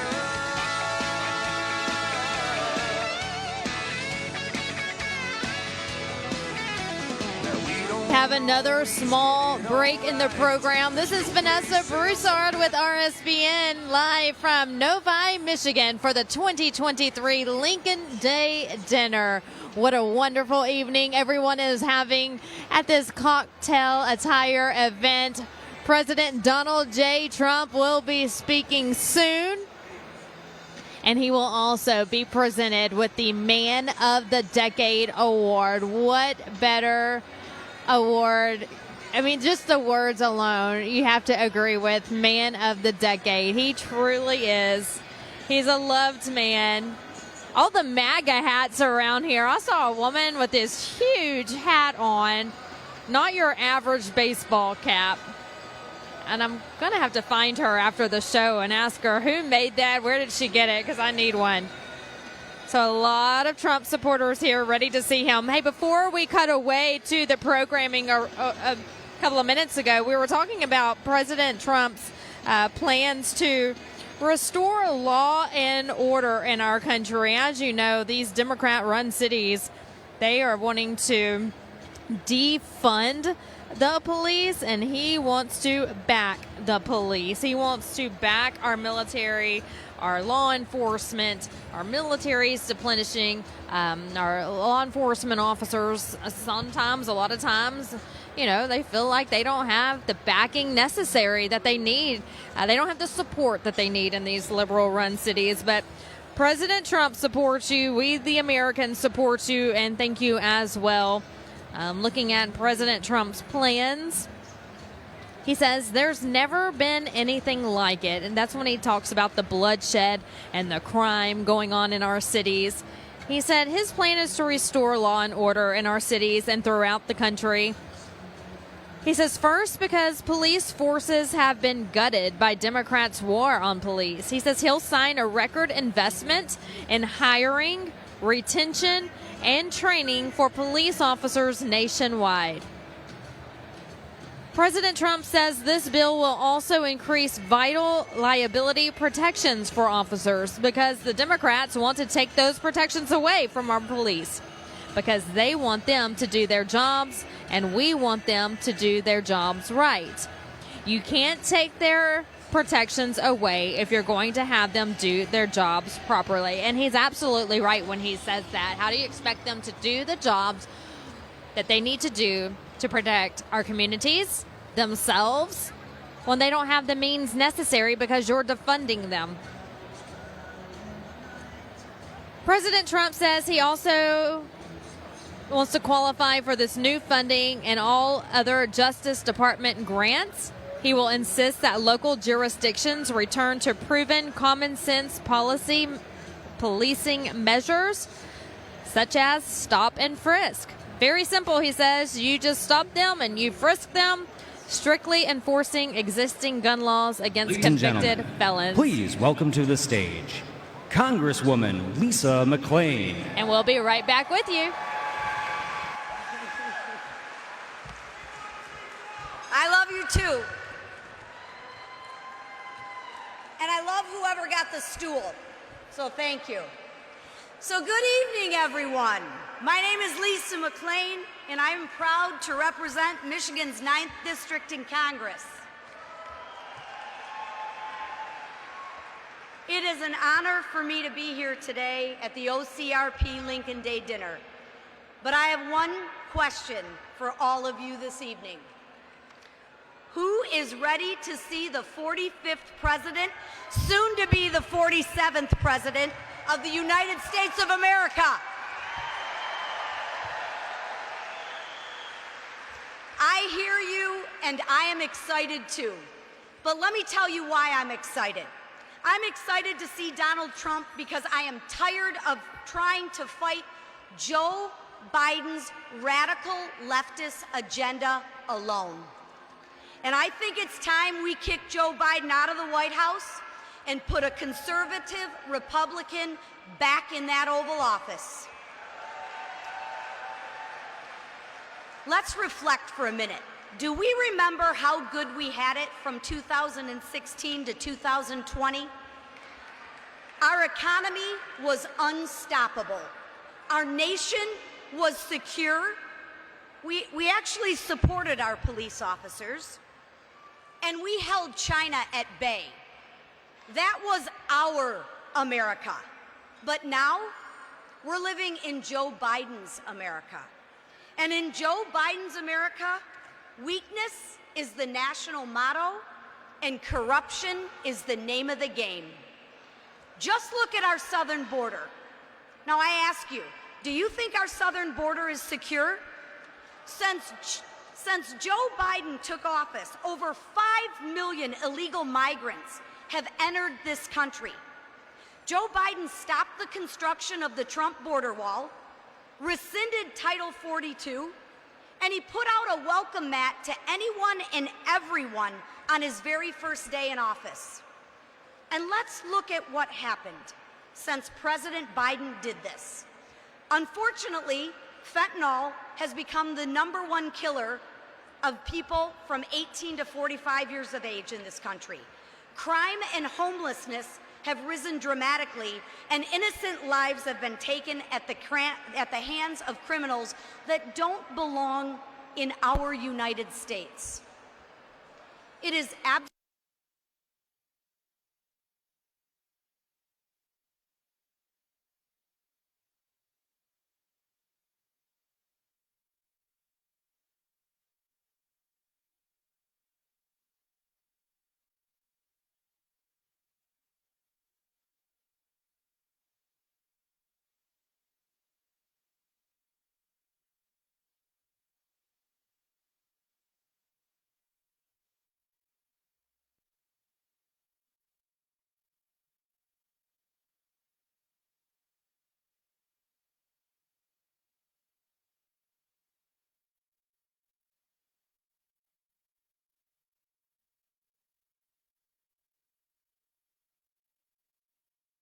worse. This is probably the most secure place in America right now. Maybe just some lighting issues.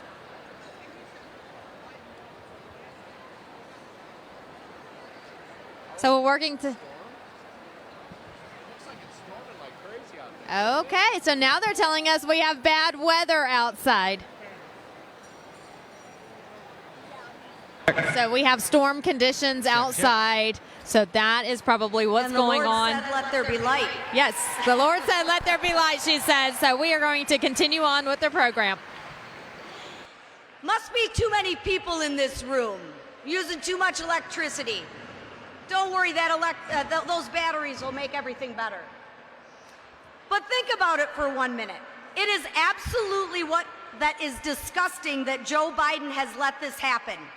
And let's be clear, Joe Biden is to blame for the problem at the border. Let's not forget who's running the show at the border. It's not the so-called border czar, Kamala Harris. She can't find the border with both hands. It's DHS Secretary Mayorkas. He is a complete and utter embarrassment to this country. He has failed to secure the border, and he actually has the audacity to blame Republicans for not doing anything about it. Well, Mr. Secretary, we can do something about it, and we will do something about it. We can actually impeach you.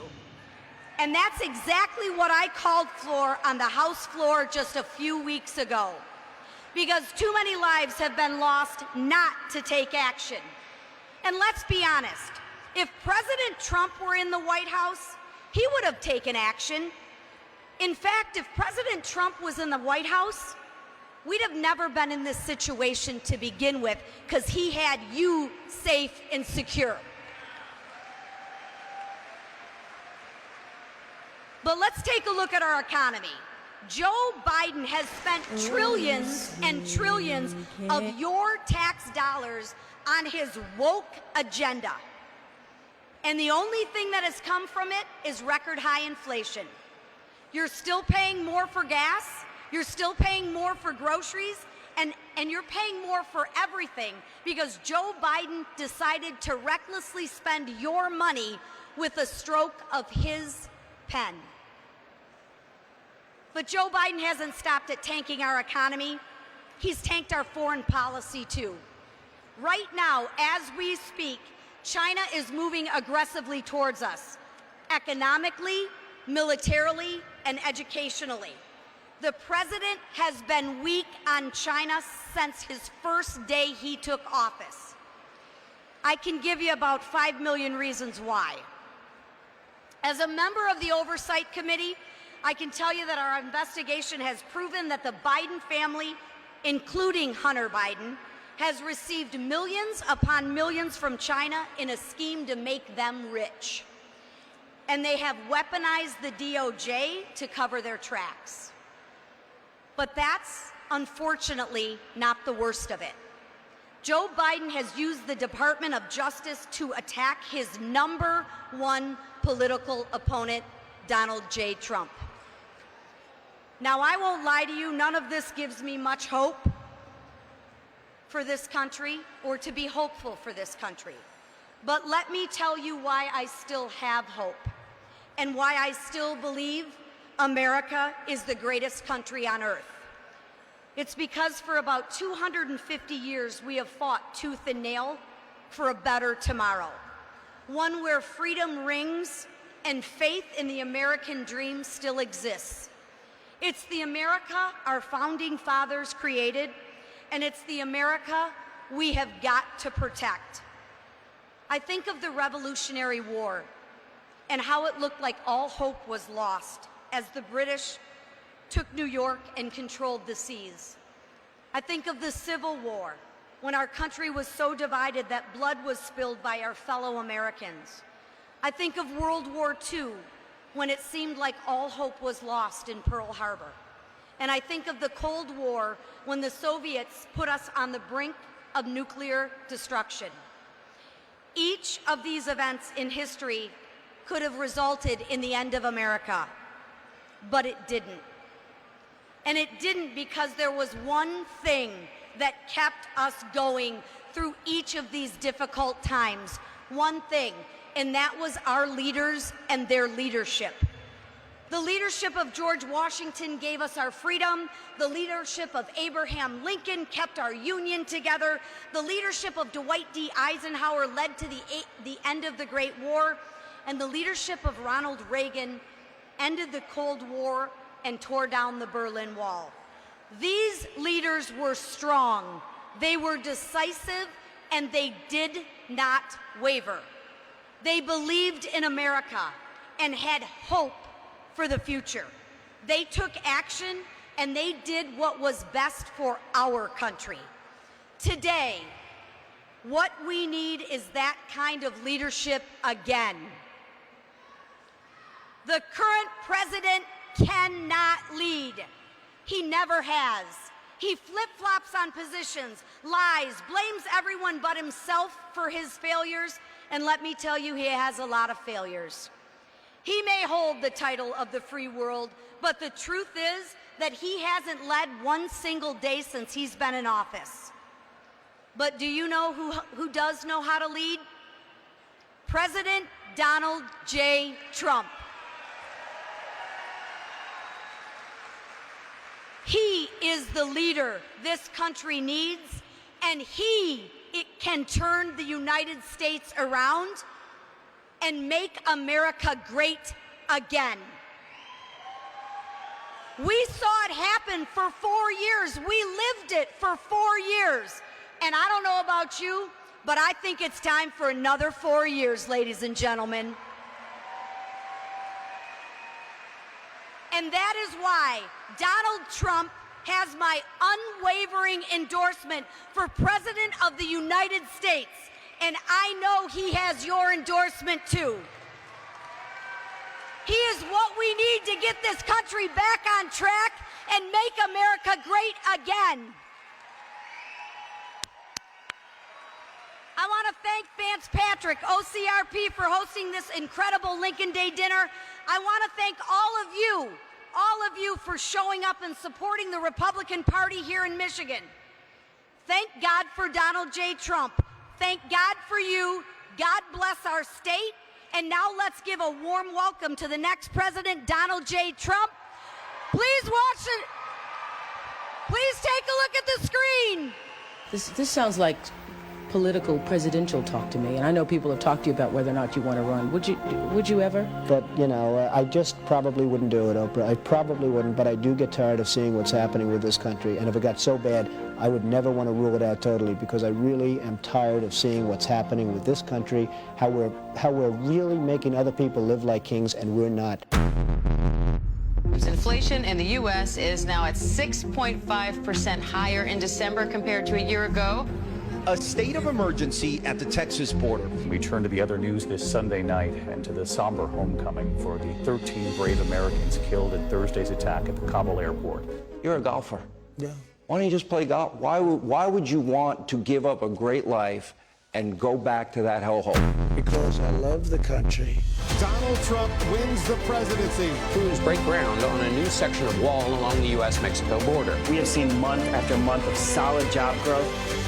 And we are going to make our country great again. But you are going to be so proud of your country, because we're going to turn it around. I just told them I've got to come over and see the fake news. Let's go. We will bring back our jobs. We will bring back our borders. No challenge can match the heart and fight and spirit of America. I will fight for you with every breath in my body, and I will never, ever let you down. My fellow Americans, our movement is far from over. In fact, our fight has only just begun. Be advised, the president is en route.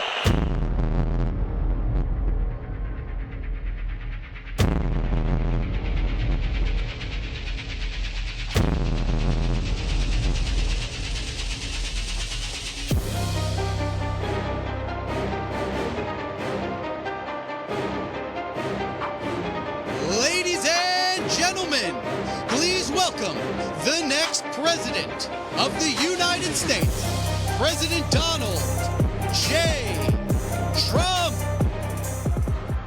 And I'm proud to be an American, where at least I know I'm free.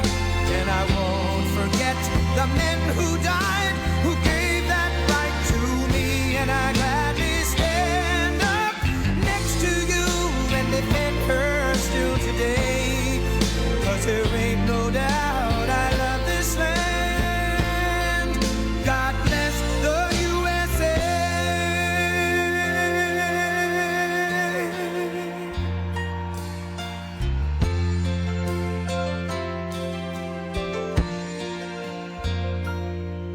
From the lakes of Minnesota to the hills of Tennessee, across the plains of Texas, from sea to shining sea, from Detroit down to Houston and New York to LA, where there's pride in every American heart, and it's time we stand and say that I'm proud to be an American, where at least I know I'm free, and I won't forget the men who died, who gave that right to me, and I gladly stand up next to you and defend her still today, 'cause there ain't no doubt I love this land. God bless the USA.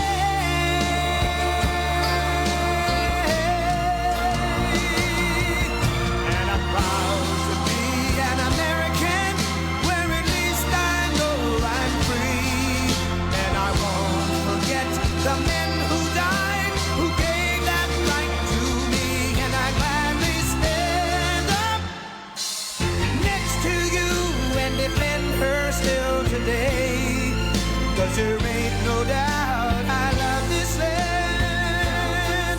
God bless the USA.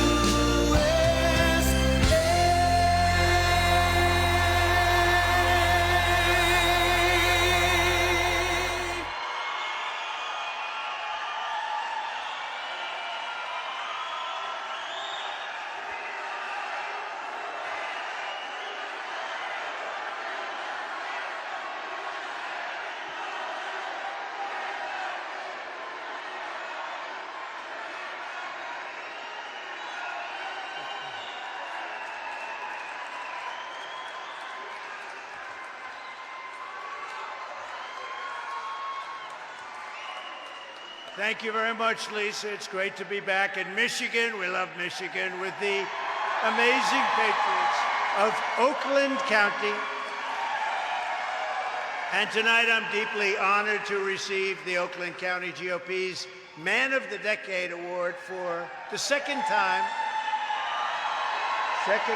Wow.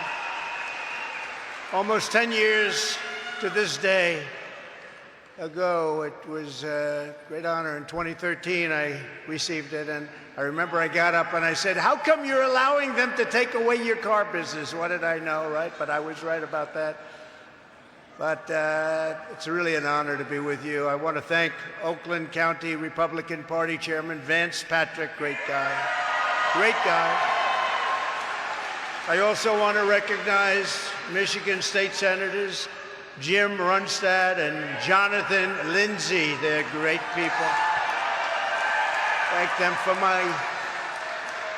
from the bottom of my heart. They gave us a beautiful endorsement. We appreciate that. Michael and so many of my friends are sitting right out there. Thank you very much. Michigan GOP Chairwoman Christina Carano.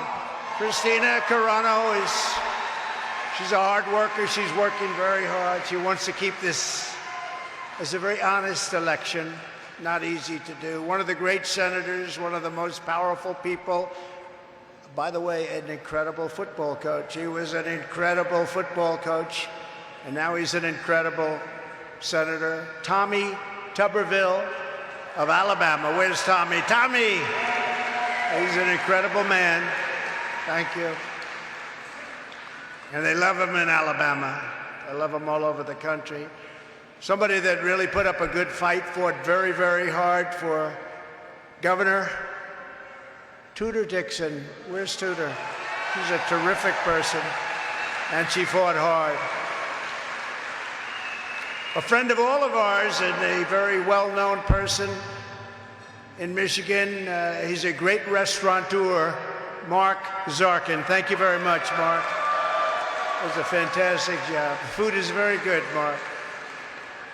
We could use him in a lot of our cities all over the country. If we could get a little younger version, he doesn't mind when I say that. I said what this city needs is a young Rudy Giuliani, and he's here. Where is he? Where is Rudy? Rudy, you're fantastic, Rudy. greatest mayor in the history of New York, and also our friends with the Dominican fathers and sisters of the Immaculate Heart of Mary. They're with us tonight. They've been with us right from the beginning. They're here someplace. Thank you, and thank you very much. Thank you. Thank you very much. Right from the beginning. And by the way, you see Biden now, the real Biden, on religion. He's not in favor of religion. He can talk all he wants, but what they've done to Catholics and what they've done to evangelicals, what they've done to everybody is a disgrace. So the sisters got it long before anybody else, and we appreciate it. Thank you. Thank you, all of you, for being here. It's a great honor. For 7 years, all of us have been fighting side by side to rescue our country from the sinister forces who truly hate our country and want to destroy it. And now we are approaching the most important battle of our lives. This is the most important election we've ever had, without question. On November 5th, 2024, we are going to stand up to the Marxists, the communists, the fascists, and the globalists. And we're going to win. We're going to win. We're going to win big. We're going to evict crooked Joe Biden from the White House. You notice I took the word away. I retired the word from crooked Hillary Clinton because I felt that Joe Biden needed it much more. He's crooked Joe. We're going to finish what we started, and we will make America great again. We will. For decades, the globalist vultures in Washington viciously betrayed Michigan workers and families like nobody can even believe. And they threw open our borders, plundering your factories and shipping your jobs to foreign lands, sometimes to lands that you've never even heard of. Michigan lost nearly 40% of all manufacturing jobs, everything, after the NAFTA catastrophe and China's entrance into the World Trade Organization. Yeah, sit down, everybody. Yeah, sit down. I'm excited to be here also. Sit down. We'll be with you for a little while. Sit down and enjoy it. I think everybody, great. Great. I'm very honored by the fact you stand, but you sit down. Thank you. But after years of cruel sellouts by past leaders, you finally got a president who put Michigan first and put America first. It took a long time. And just as I promised, I saved the U.S. auto industry from total destruction. And I talked about it 10 years ago, 12 years ago. I talked about it for a long time, what they've done. They've taken almost 50% of manufacturing ability and brought it into other countries. Other countries are making cars now at a level that nobody can believe. I ended the disaster known as NAFTA, the worst trade deal ever made, and replaced it with the best trade deal ever made, the USMCA, that's Mexico and Canada. The USMCA is creating tens of thousands of jobs in the United States, and it's just been amazing the way it's worked. In fact, the jobs are so strong here that Mexico and Canada want to renegotiate the deal. Isn't that nice? Tommy Tuberville says, isn't that nice? Because we have had bad deals, every single one, but with tough new requirements to ensure more cars are made in American factories by American workers, and it's happening right here in Michigan. And this had nothing to do with the Democrats. They're going to end it. They want every car to be all electric, except you don't make all electric cars too much. You know who does? China. China makes them. The deal was so good that Mexico and Canada now, as I said, are working very diligently to destroy that deal and replace it with a deal that's very much in their favor. Don't do it, Biden administration. Don't do it. When I took office, the job-killing Trans-Pacific Partnership was set to slaughter U.S. automakers. It was slaughtering them. It was going to be a disaster. I stopped it. I vetoed it. I stopped it in its tracks. Every worker and supplier at Ford, GM, and Chrysler would have been crushed. They would have been out of business. It would have taken them out of business. Nobody understood it. Now they understood it. Joe Biden and Ron DeSanctimonious were both all in favor of it, but we stopped it cold. If I hadn't, you wouldn't have any auto production in Michigan. Just as I promised the people of Michigan, I withdrew from, it's called TPP, nice name, TPP. I withdrew on day one.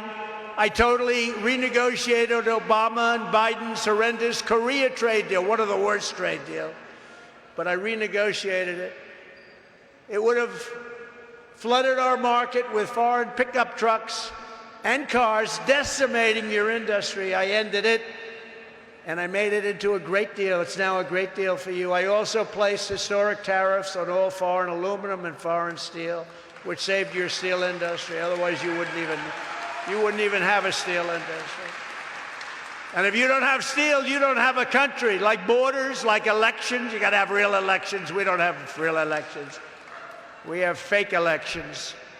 I stood up to China like no administration has ever done before, bringing in hundreds of billions of dollars pouring into our treasury from China, when no other president had gotten them to pay even 10 cents. China never gave us anything except lip service. And when China targeted our farmers, which they did viciously and violently, I said to our Secretary of Agriculture, what's the damage that they did over the years? It was $28 billion. So I gave our farmers $28 billion from China. I got it from China, straight out of the tariffs that China was paying. $28 billion to our farmers. That's why when they say, how are you doing in Iowa? How are you doing in Nebraska? I said, there's no way the farmers are voting against me. I got them $28 billion, but you never know, do you? Except we just had a poll come out of Iowa where I'm leading by 47%, so I'd have to lose pretty quickly. Now, we're doing great in Iowa. We're doing great all over. Ron DeSantis opposed my China tariffs very strongly, and simply put, he sided with the communists in China while I fought for workers in America, and successfully fought, successfully like nobody has ever fought so successfully. No president has fought harder either for Michigan than I have. No president has ever fought harder. I saw what was happening from day one. And sadly, none has betrayed Michigan more than crooked Joe Biden. He's betrayed your state because he's allowing people to take away your jobs at a level that nobody's ever seen before. You'll see it over the next couple of years. Right now, you're not feeling it as much because of what we did, but you'll see it. For 3 years, Biden and his radical left allies have waged war on American auto workers like nobody has witnessed to this extent before. In his ridiculous crusade to force everyone into electric cars. And by the way, they have a place. Right now, they're selling at about 5%. They have a place. They want them to sell at 100%. But we don't have the goods to make them. You know who has the goods? China has the goods. China has the countries and controls the countries with what they need for the batteries. But you know, we have more than anybody else, including Saudi Arabia and Russia. We have liquid gold right under our feet. Biden has doubled the CAFE standards, costing automakers an estimated $200 billion, and that number is going up, and sending car prices skyrocketing and killing thousands and thousands of U.S. auto jobs. In addition to which you can't produce because you can't get the chips, and you can't have, your supply chain is a disaster. The whole country is a mess. Biden is a catastrophe for Michigan, and his environmental extremism is heartless and disloyal and horrible for the American worker, and you're starting to see it. Driven by his ridiculous regulations, electric cars will kill more than half of U.S. auto jobs and decimate the suppliers. They're being decimated already. Decimate the suppliers, and it's going to decimate your jobs, and it's going to decimate more than anybody else the state of Michigan. It's going to be decimation. It's going to be at a level that people can't even imagine. Meanwhile, the cars don't go far. The range is even worse in the winter. The materials are all made in China, and it takes so much energy to produce the batteries that electric cars don't even break even environmentally for at least 5 to 10 years. They'll never break even. It's a catastrophe waiting to happen. And if somebody wants an electric car, I'm all for it. But you should be able to have a choice of many different versions of automation and automobiles. It's crazy what they're doing. You know, in California, they're talking about all electric cars, and yet they're having blackouts all summer long. We have no electricity. Now they want to go all electric. And you know, some people want to be able to drive more than an hour and a half. The governor of your state is now giving away hundreds and hundreds and hundreds of millions of dollars of Michigan taxpayer money to Chinese companies, and one in particular called Grosjean, to build batteries in Michigan. Now, it sounds good, but the money's going to Chinese companies. And then they're going to leave. They're planning to leave. You watch. They'll take our money, and then they say, bye-bye, you stupid fools. That's good for China, but it's bad for America. It's bad for Michigan. And it's very bad for the unions. You know, I'm somebody that gets along with the unions. Actually, the top people are so in love with Democrats because they go to parties together and all. But the people that are in the union, they love me. You know, when I approved the Keystone Pipeline, I met the pipeline workers, and they were all for me. They were all for me. But their leader was against me. He was for Joe Biden. And this was the biggest pipeline, one of the biggest pipelines in the world. 50,000 jobs. And on day one, they terminated the Keystone Pipeline. So I wonder how that man did. He didn't do too well. The head of the union was a disaster. But you know, the union workers support me far more than they support Democrats. And they're great people, and they're talented people, and they've been treated very badly, and their leadership, they pay their dues and everything, and their leadership has treated union workers very, very badly, very unfairly. This maniacal push for all electric cars is killing the United States, killing Michigan, is a total boon for China, and it's because Biden is being paid off, we just found out yesterday. He's being paid off by China. He's been paid millions and millions of dollars in bribes. They're bribing him. And all of those people, see these people, they don't want to talk about it. I just saw a camera go off right now. They don't want to hear about it, even though it's 100%. The reason that this is happening, and the reason that all of these things are taking place with China and there's no retribution, is because he's being paid off. And you know who likes all electric cars is the companies that do the best with all electric cars? Do you know who it is? The tow truck companies. Those tow truck, and I love them too. I love them too. I probably won't get their vote, but I'll get everybody else's vote. No, the tow truck companies, because they don't know where the hell to charge their car. They're in the middle of the country. Oh my, what do I do? Where's a charger? You're not gonna find. Yeah, and you know who boosts up the chargers? Huh? Do you know who does it? Oil and gas and coal. That's the one that boosts the charger. The whole thing is crazy. This country has gone crazy. You know, I said recently at a speech, I thought it was quite clever. So far, nobody's really mentioned it, because if I'm clever, they don't like talking about it. Although we've been getting quite good reviews. We did a good one last night. Got a lot of good reviews. And the polls are the reviews because we're leading by so much. But you know, I said the other day, we're like April Fool's Day. Everything's the opposite. They want open borders so that people can flood our country. They come from insane asylums. They come from mental institutions. They come from prisons.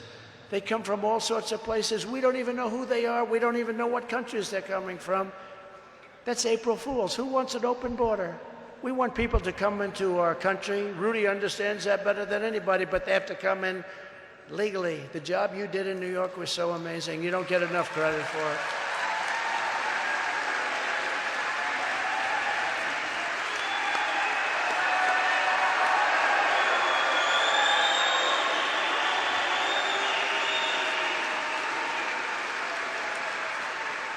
They want high, that's very impressive, Rudy, by the way. They want high interest rates.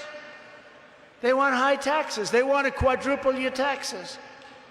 Now, that's April Fool's. Who ever heard? You know, when I was growing up, every politician would say, we are going to lower your taxes. They say, we are going to raise your taxes. And they don't, you know, look, they also want no voter ID because they want to cheat on elections. They don't want same-day voting. They don't want paper ballots. They never want any of that stuff because they want to cheat on elections, right? It's April Fool's. Who wants that? Who wants to cheat? Even 82% of Democrats want voter ID. They want voter ID. We want one-day elections. We want all paper ballots. We have to get back to it. You know, in France, I recently had an election, and they used to have mail-ins, and they gave it up because it was so corrupt. Because once it, you know, it goes through everything. Some people get 7, 8 ballots. But France gave it up. And they had an election, and they had 36 million people vote. At 10 o'clock, everybody knew who won. It was a one-day election. It was paper ballots. It was voter ID. They had a winner. They had a loser, and that was the end of it. So crazy. What's happening to our country? It's like April Fool's, everybody. No voter ID, open borders. It's all crazy. High interest rates, high taxes. Within hours of my inauguration, I will cancel every Biden policy that is brutalizing Michigan auto workers.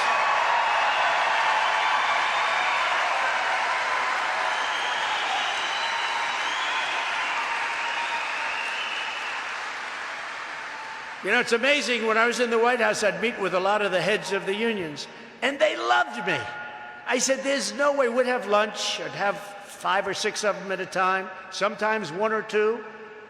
And they loved me. I said, there's no way. And then they go and they announce that they're going to support this guy that doesn't even know where the hell he is. He has no idea. And I said, I can't understand it. But we get the votes because the people understand it. The people understand. But I'll roll back Biden's ridiculous CAFE standards, stop the assault on the internal combustion engine, which is what you do here. Unleash American energy and save tens of thousands of Michigan jobs from destruction because you are heading toward a fall like nobody's ever seen before. And that's with this crazy policy they have for all electric.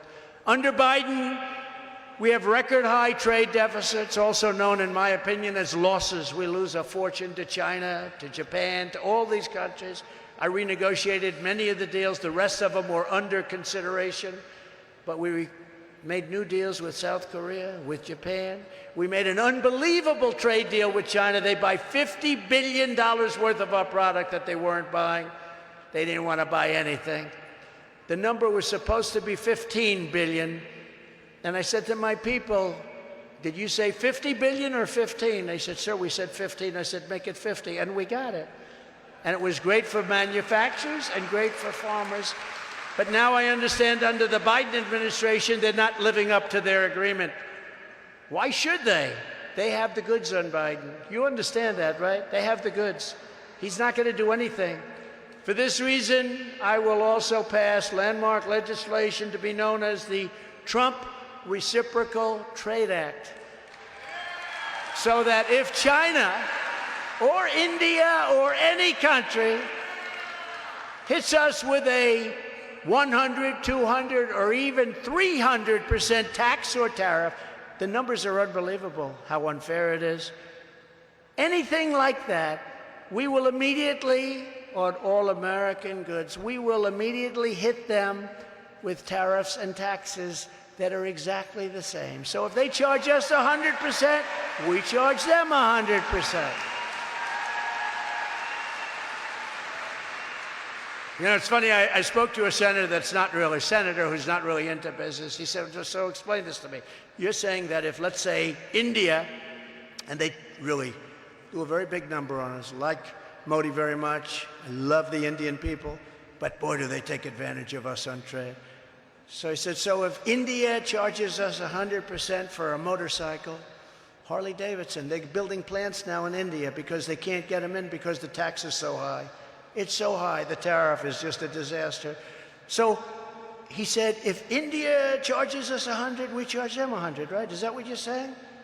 I go, that's what I'm saying. He goes, you got my vote. You got my vote.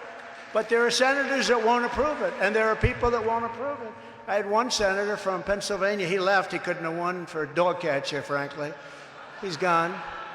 He was a disaster. To me, he was beautiful. I'd say, so listen, China's charging us 150% tax on something. Is it okay if I charge them 100? No, sir, that's not free trade. I said, well, but they're charging us, so let me ask you this. Could I charge 100? They're charging us 150. Senator, could I charge 100? No, sir. We want free and fair trade, sir. I said, this is not free and fair. This is, could I charge him 50? No, sir, you couldn't. Could I charge him 25 or even 10%? Like beggars. Could I be a beggar? You charge us 150, we're going to charge you 10%. I was just doing it just to find out. He said, no, sir, it's not free and fair trade. Well, he's out of office now, Tommy, because he was stupid. He was stupid. He was horrible. That guy was horrible. He fought me on every damn thing. I would not give him an endorsement. I wouldn't give him. You know, our endorsement goes to 98, 99%. Lisa got my endorsement, I can tell you that. 99%. When we endorse, close to 99% of the people that we endorse win. I wouldn't endorse him, and he decided to retire. I've decided to leave office now. No, these people, I don't know where the hell you find them, Tommy Tuberville. I don't know how you find them. Just out of curiosity, if China's charging us 100%, can we charge them 100%, Tommy Tuberville? Yes, we got one vote. That's why they love him in Alabama. But it's no wonder the swamp is getting truly desperate as they see us leading very big in the polls. I'm leading very, very big in the polls. In this week's just came out Big Village poll, we lead the field by 41 points. Very nice. 56 to 15 for DeSanctimonious. He's doing good. He's falling like a rock. People are getting to know him. They know he's got no personality. Got to have a little personality. Not much, but a little. And we're leading big. In a recent CBS poll, which does not like me, we have 61%, and the Republicans are down to 11 or 12 or something. And in the new Harvard-Harris poll, doesn't love me, we're up by 45 points, leading 45 points, and it's been really amazing. In New Hampshire, we have a 47% lead over DeSanctimonious. The reason I call him that is he was dead in the water. Couldn't have gotten elected. He came begging for my endorsement. I gave him the endorsement. He won. Then they said, would you run against the president? He said, I have no comment. I said, that means he's running. This guy, we get him elected. Then he says, yes, I'd run. I don't know. They say loyalty doesn't matter in this business. What do you think, Rudy? I think loyalty matters a lot. I think it matters a lot. But we're leading Biden by a lot. In that same Harvard-Harris poll, Trump leads Biden 45 to 39. All other Republican candidates are losing to Biden, which is hard to believe, to be honest with you.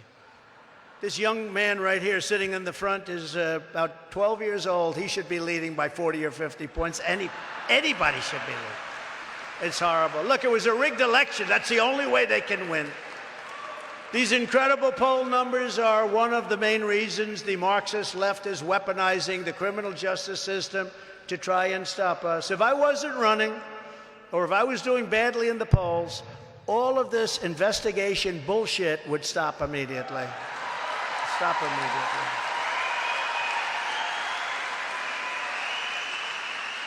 And I did nothing wrong. It's under the Presidential Records Act. I did nothing wrong. Or the Clinton Sox case, which is just a reaffirmation of the Presidential Records Act.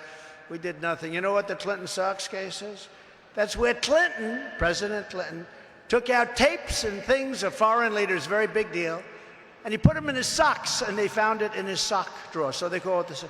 And the judge, respected judge, ruled that he had the absolute right to have those things. And this was an affirmation. These were very, very big. That was a big deal at the time. The judge ruled in his favor.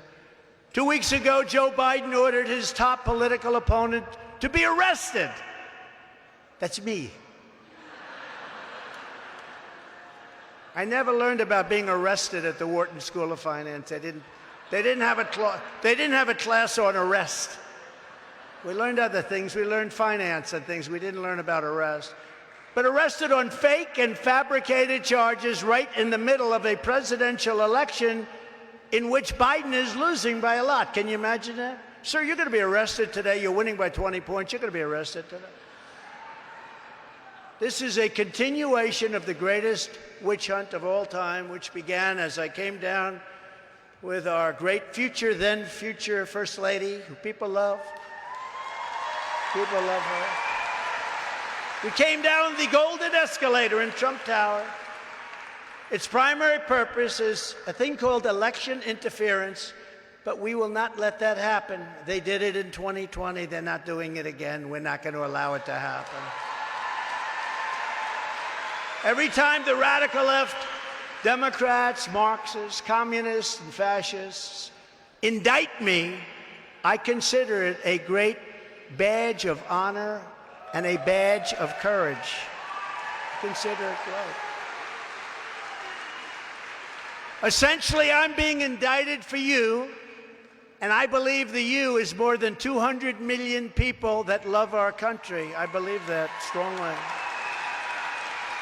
Never forget, our enemies want to stop us because we are the ones and the only ones who can stop them. We're the only ones that can stop them. They want to stop us. They'll do anything they can. You know, they're vicious. If they would apply the same genius to making our country great, we would have no problem. I probably wouldn't have even run, but they don't. They want to destroy our country. Nobody can understand it. Nobody can understand why. If these corrupt persecutions succeed, they will complete their takeover of this country, and they will destroy your way of life and the United States of America forever. It will be forever destroyed. It will never be able to come back from that. That's why this is the most important election we've ever had. They want to take away my freedom because I will never let them take away your freedom.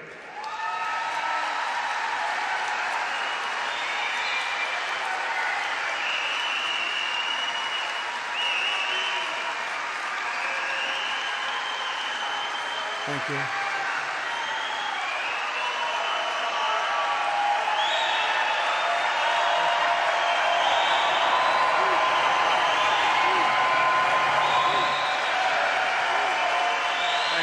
Thank you very much.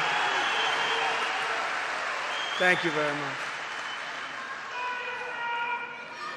Thank you very much. And I had such a nice life before.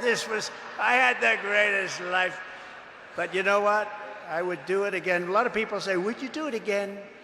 I said, absolutely, because this country has such potential. We're going to make this country greater than ever before. Absolutely. They want to silence me because I will never let them silence you. I'm never going to let them silence you. And in the end, they're not after me, they're after you. And I just happen to be standing in the way. But we're not going to let anything happen to you that's bad, and we've got to start with this election. It's coming up fast. Think of it, a little more than 6 months. We're having the primary start in Iowa, go to New Hampshire. Now, they changed it. You know, they start differently. They wanted to change it. I think that's probably going to hurt them badly, but hopefully it's not going to make any difference because we're going to win this thing so big. You know, the way you stop the cheating is to win it so big that they can't cheat. They can't create that many ballots, that many fake ballots. That's the way you really stop it. That will make our elections fair again. Joe Biden is the most corrupt president in the history of our country, and there's no doubt about that. The Biden corruption scandal is 100 times bigger than Watergate, yet the mainstream media doesn't even report the fact that Joe Biden has illegally taken millions and millions of dollars from China, Ukraine, and many other countries, and you can't read it. You see the story, and you know it's happening, and it's all over the internet, but you can't read anything about it in mainstream media. And you go to ABC, CBS, NBC, you'd go to the mainstream, the big ones, if they're big. I don't know who the hell watches them now, because they have no credibility. You know, they've lost credibility so badly. CNN, nobody's watching CNN anymore. because it's fake news. Wasn't that a great term that we came up with years ago? Fake news, fake news. They are fake news. There's a lot of them back there. Hello. But Joe Biden is compromised. Can you believe that it was just announced? This is, to me, one of the hardest of all. That military installations are currently being built in Cuba, just 90 miles off our coast, and Biden isn't doing anything about it. He's not saying he can't, because they've been paying him off, and they know how they've been paying him off. They will reveal that, and that'll be the end of his presidency. I think even the fake news won't be able to cover that one up, but maybe they can. But he's basically said, okay. He's saying nothing. He said, okay. What that means for our great Cuban population in Miami, where we won incredibly. And by the way, I don't know if you know this or not, Tommy, but I got more than 1 million votes more in Florida than DeSanctimonious got. Nobody wants to talk about that. More than 1 million votes more. But what it means for our great Cuban population in Miami, Florida, and the rest of the United States is that they will never see Cuba again. It's gone. When China occupies Cuba, the Cuban Americans who love Cuba, they want to go back. They want to be there. They want to be with their loved ones. They want to be there. They're never going to be able to go back. We had it where they were ready to make a deal. It was going to be open. That's why I got the Bay of Pigs Award recently. They gave me the Bay of Pigs because nobody's done more for opening up Cuba to our great people. That whole thing was ending. And now China goes in. Now China goes in, and Biden doesn't even say anything about it. So I guess he's not going to do too well with the Miami vote, the Cuban vote, the Venezuelan vote. Unless they get back in which case I will inform China that they have 48 hours to get any military and spy equipment out of Cuba, or we will drop the hammer, and there will be tariffs and taxes unlike anything they've ever seen. And they paid hundreds of billions of dollars while I was president. That's why they didn't want me as president. Those tariffs are killing us, sir. I said, you've been killing us for 30 years. Biden wants to do nothing because he can't do it. Together in 4 incredible years under our administration, we delivered the largest tax cuts and regulatory cuts. Our regulations, I think it was bigger even and more important, Rudy, than the tax cuts. It created the greatest economy in history. We built the greatest economy in history. And a lot of it was the regulation cuts and the tax cuts. And those two things go hand in hand. We achieved energy independence, and energy dominance was just around the corner. We had gasoline prices for your car of $1.87 a gallon. We had times when it was even lower than that. And now it goes up to 5 and 6 and 7. It's going to start going up again. We filled up the strategic reserves, and they emptied it out so that they could keep the price of gasoline cheap before an election. That's supposed to be used for much more important things than that, like military and security. We created the most secure border in U.S. history, built nearly 500 miles of border wall, got Mexico to give us, free of charge, 28,000 soldiers. You know why he did that? I said, you have to give us soldiers while we're building the wall. No, no, no, no, no, we can't do that. And I really like the president of Mexico. He's a socialist, but that's all right. Can't have everything. But I do like him. But I said, you have to give us 28,000 soldiers. They thought I was crazy when I said that. And I also said, you have to give us remain in Mexico. Nobody comes into our country, they have to remain in Mexico. And Title 42, that's having to do with sickness, as you know.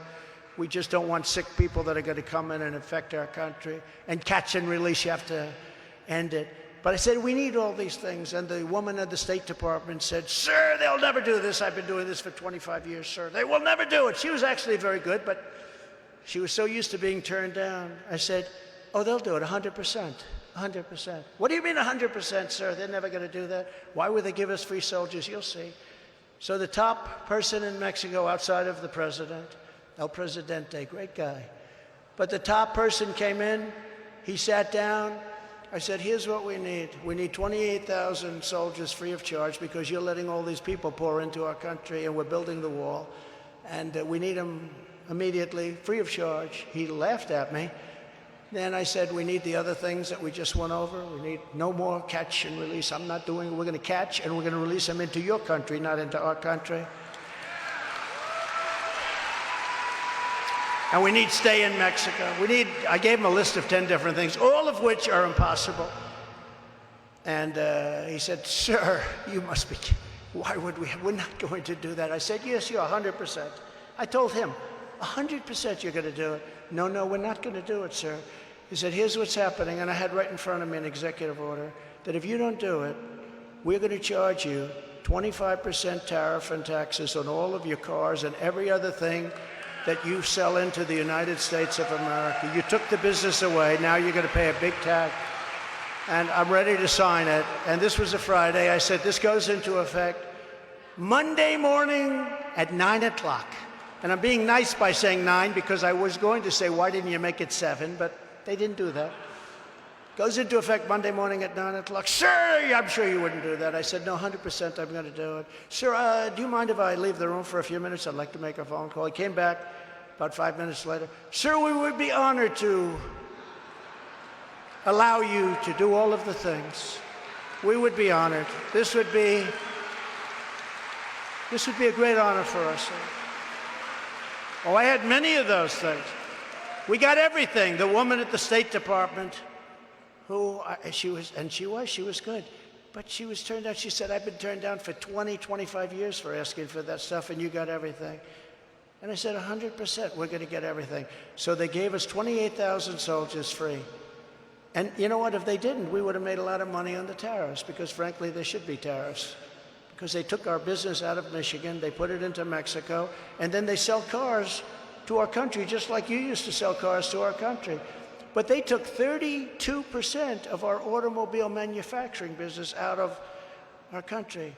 Most of it came from Michigan, right here, this wonderful place. And I said, you know what? We're going to make a fortune if you say no to me. But he came back within 5 minutes. But I've done that with many, many phone calls. I wish they could have all been taped and recorded. I had Macron call up. And our people came to me and said, you know, France wants to charge us a massive tax if you're an American company doing business in France. They want to charge us a very big tax. I said, they can't do that. So I gave it to Mnuchin and some people. I said, call up. Tell them we're not doing it. They called up. They came back a week later. They said, sir, they're doing it. It's already been passed by their so-called legislature. I said, no, they're not going to do it. Give it another couple of days and go back and try it. They came back. They said no. So I called up Emmanuel Macron, a nice guy, but he's a wise guy, but he's a nice man. But he's a wise guy. Hey, look, these people are all at the top of their game. Our guy wasn't at the top of his game 40 years ago, okay? But these people, Macron, and say what you want, President Xi, they said the fake news, is President Xi a smart man? I said, no, he's a brilliant man. He controls 1.4 billion people with an iron fist. How dare he say he's brilliant? You're not allowed to say that. You're not allowed to say it. But I said to Macron, I said, let me call him. Emmanuel, how are you? It's nice to talk to you. Emmanuel, here's the story. I understand you're going to charge American business. Oh, yes, Donald. I am. I was going to charge American business, yes. We've been doing this for a long time. Yes, we have decided to charge American businesses a tax. The tax is like 25%. And I don't want that to happen. That's unfair. We don't charge them. I said, well, I don't want you to do it, Emmanuel. But, Donald, we have to. It's already been passed, and we will be signing legislation next week. I said, here's the story, Emmanuel. If you charge us that tax, I will charge you 100% taxes and tariffs on all wine and champagne coming into the United States. And that starts tomorrow morning at 7 o'clock. I got this out. No, he said, you cannot do that. That is very unfair. Can you believe it? That's unfair. They can charge us with, this is the way, because they've been dealing with stupid people for 40 years. These deals are the stupidest deals. NAFTA is the stupidest deal I've ever seen. Everyone said there's no way he can get that terminated. And a new deal, I got it terminated from great people in the Senate and great people in the House. We got it terminated. because you had to have it terminated in the House and the Senate. We got it terminated. I signed the termination, and I replaced it with USMCA. But I said, no, Emmanuel, I'm sorry. He said, may I call you back? I said, you may. How long will it take you to call me back? Oh, it will be a short, about 4 minutes later I'll call. He goes, Donald, we have decided that we will not put the tax on American companies. That was it. That was it. Let me give you the bad news. The bad news is now they're putting it on under the Biden administration. And I guarantee you Joe Biden's not calling up saying, Emmanuel, what are you doing? No, he wants to go to sleep and just relax. We appointed nearly 300 federal judges and 3 great Supreme Court justices. I rebuilt our United States military. We created Space Force, which is a big deal. First time in 78 years Air Force was before. First time in 78 years since Air Force. Defeated ISIS, 100% of ISIS. And I brought our troops back home where they belong. I imposed the most powerful travel ban to keep radical Islamic terrorists out of our country. It took a lot of heat, remember that? And you know, if you think, I don't like to talk about it, but if you think for 4 years we didn't have a problem, did we, huh? But we have a lot of bad people coming into our country now. I was the first president in 70 years who didn't start a war. I didn't start a war. Everybody said, beautiful Hillary Clinton. You know, I don't call her crooked anymore, so I have a new name, Beautiful. She's a beautiful person. Beautiful Hillary. She's a beautiful woman. She said, he is going to start a war. Listen to him, his personality. I said, no, my personality will stop a war.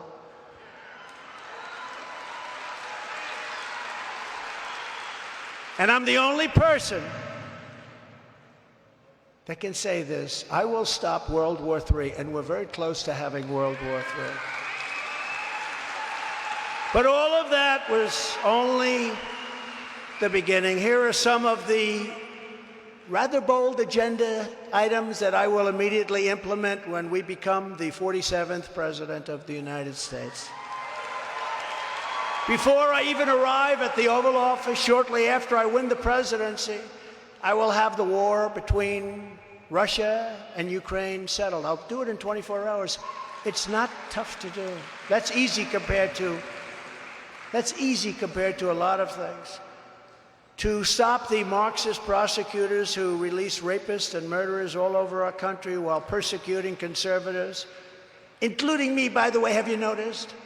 I will direct a completely overhauled DOJ and investigate every radical district attorney and attorney general in America for their illegal, racist, and reverse enforcement of the law.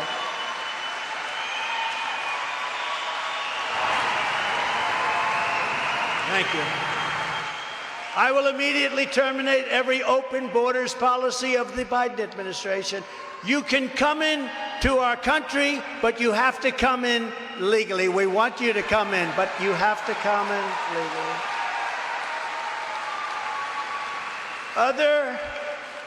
You just take a look at other countries and what they're doing, but other countries are emptying out their prisons, insane asylums, mental institutions. They're dumping everyone, including many, many, many terrorists.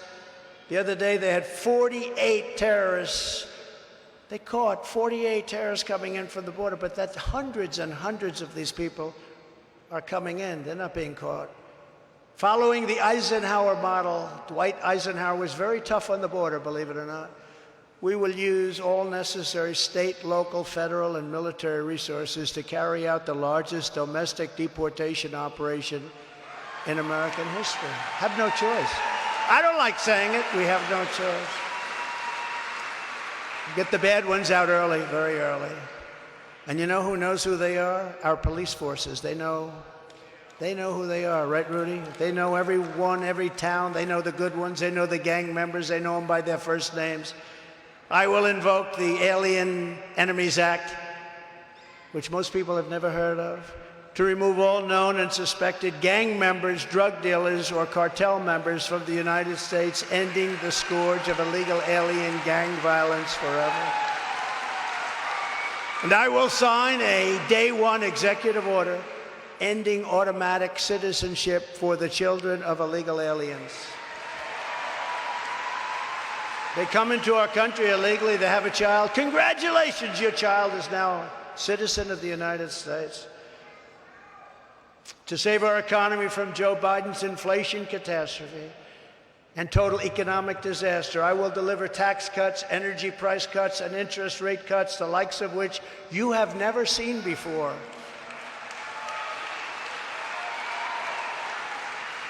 You know, we were ready to do that, and then we got hit with the COVID as a gift from China. We were doing so well. We were making so much money with the oil and gas, with the drilling. And I was using that money, just like Saudi Arabia makes a fortune. We have more than Saudi Arabia and Russia combined. We were doing numbers that nobody had ever seen before. We were ready to start taking those numbers, giving a tax reduction. I gave the biggest in history. I was going to give it even bigger to middle-income people. We were going to give it even bigger. We were going to do that. And then we were going to start paying down our $32 billion at the time national debt. We were going to make so much money, and then COVID came in, and we had to change a lot of plans because that was a disaster. A gift from China, another gift from China. But unlike Ron DeSanctimonious, who voted to gut Medicare and gut Social Security, and even voted to raise the retirement age to 70, which was a big raise. He wanted to do it. He voted 3 times to do that. He wanted to gut Social Security, and he was going to terminate or do very bad things to Medicare. And then he's supposed to get elected? You can't get elected when you do that because the people deserve that. They worked for that.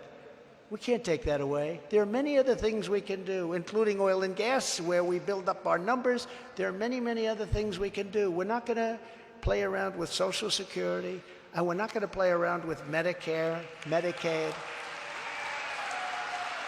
I will always protect Medicare and Social Security for our great seniors. I will always protect that. I will immediately sign a new executive order to cut federal funding for any school pushing critical race theory, transgender insanity, and other inappropriate racial, sexual, or political content onto the lives of our children.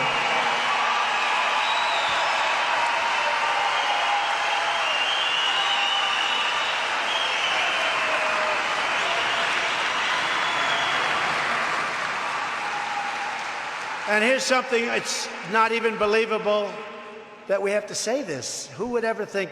Only a sick country can think this way. I will keep men out of women's sports.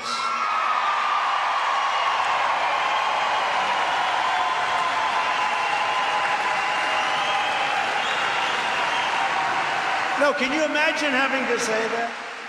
You see these records, weightlifting records that stood for 18 years.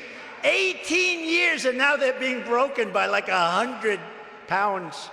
They used to put a little tiny, a quarter of an ounce on these barbells, and a young woman would get up, and she's a great champion, and she's got to lift that 212 pounds over her head.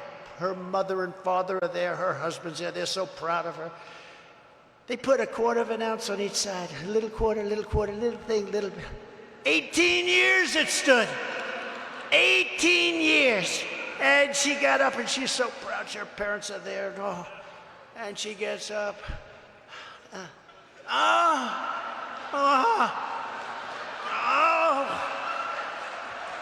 Mom, Dad, I can't do it. I can't do it. Then this guy comes along. Have you lifted before? No, I haven't, really. Well, you're going to have to lift this weight over your head. And he said, that's all right. I should be able to do that. He goes like this. Then he said, how about adding 100 pounds to it? This is a disgrace to women, what's happening. Disgrace. The other one I tell, and I tell it very strongly, the swimmers' records are being decimated. But the young woman who was standing there, she was going to break that record. It stood for 12 years. And she was a great athlete, great swimmer. She was going to break it. She looks down. She sees the same people that she's been swimming against for 10 years. You know, they tend to be, the cream comes to the top. She looks over. She sees the 4 people on her left. She looks over, she sees 5 people, and then she looks up. Whoa, that guy's big. Whoa. Man, I never saw her before.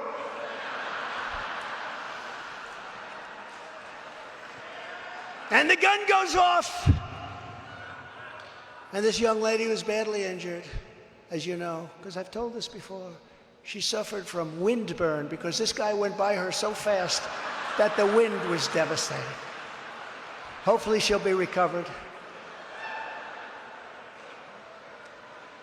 This guy looked like a slightly smaller version of Wilt the Stilt Chamberlain. Biggest wingspan she'd ever seen. No, we can't do that. This is crazy. And it's so demeaning to women and women's sports. They've come so far. It's so demeaning. Who would think we even have to talk about that? And who would think that we have to talk about the fact that I will sign a law prohibiting child sexual mutilation in all 50 states? Who would think that? Now, who would think that?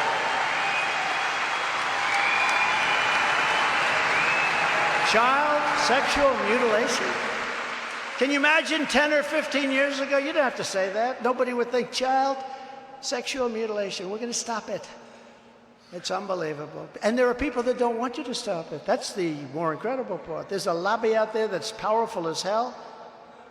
I mean, they're trying to destroy our country. In addition, I will not give 1 penny to any school that has a vaccine mandate or a mask mandate from kindergarten all the way through college.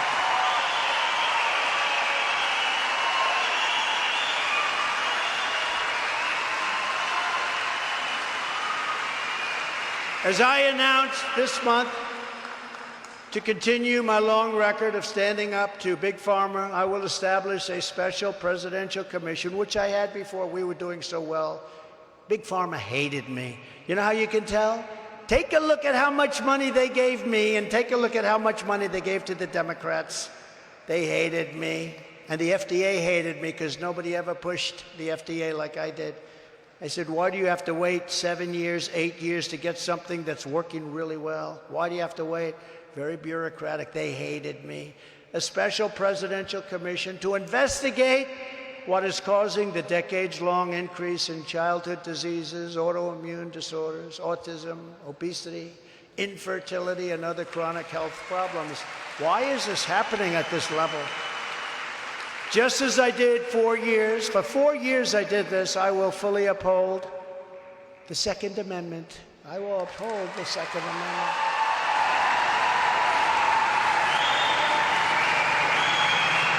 I've had support from every gun group. And that hasn't been that easy.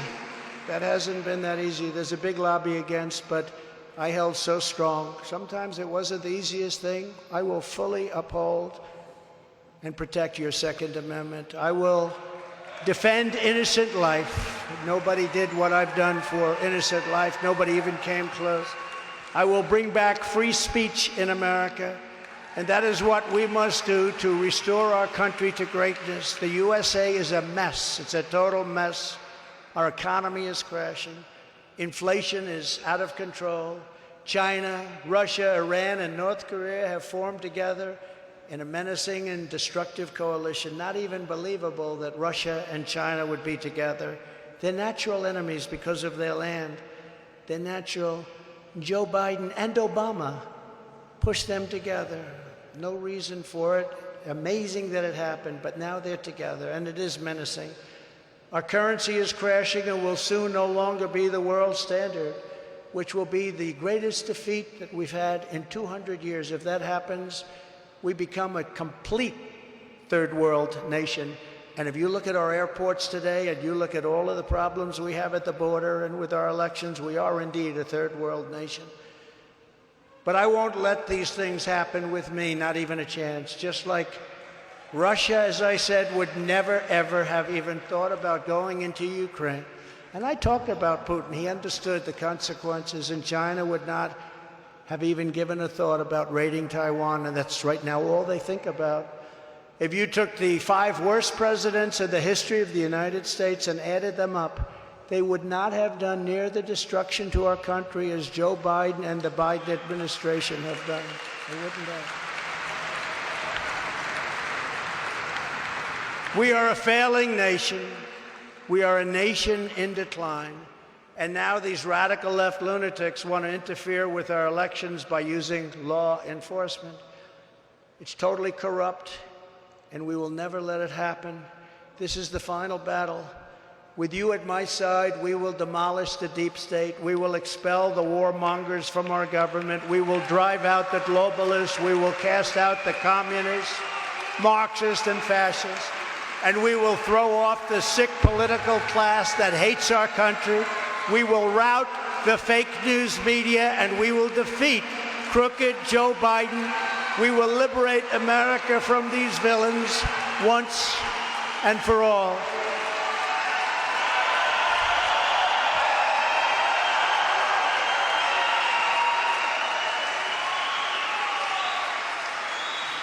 The great silent majority is rising like never before. And under our leadership, the forgotten man and woman will be forgotten no longer. We will make sure that our great, wonderful, beautiful, forgotten men and women will not be forgotten any longer. With your help, with your love, and your vote, we will win Michigan, and we will make America great again.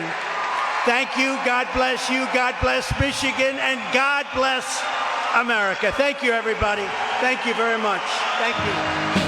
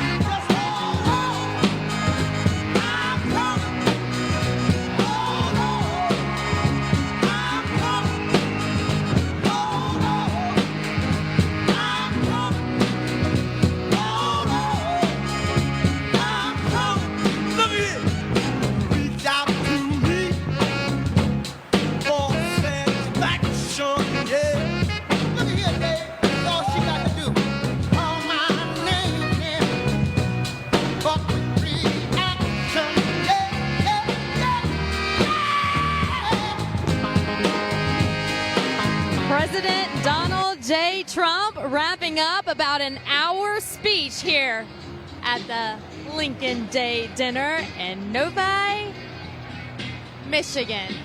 He covered a lot of topics that are making us very hopeful. You are not going to come after our children, leave our children alone, whether they're having men and women's sports, putting these critical race theories in our children's schools. Whatever the case may be, these demonic ideologies that they have in their minds that they're wanting to do to our children, Trump says no, absolutely not.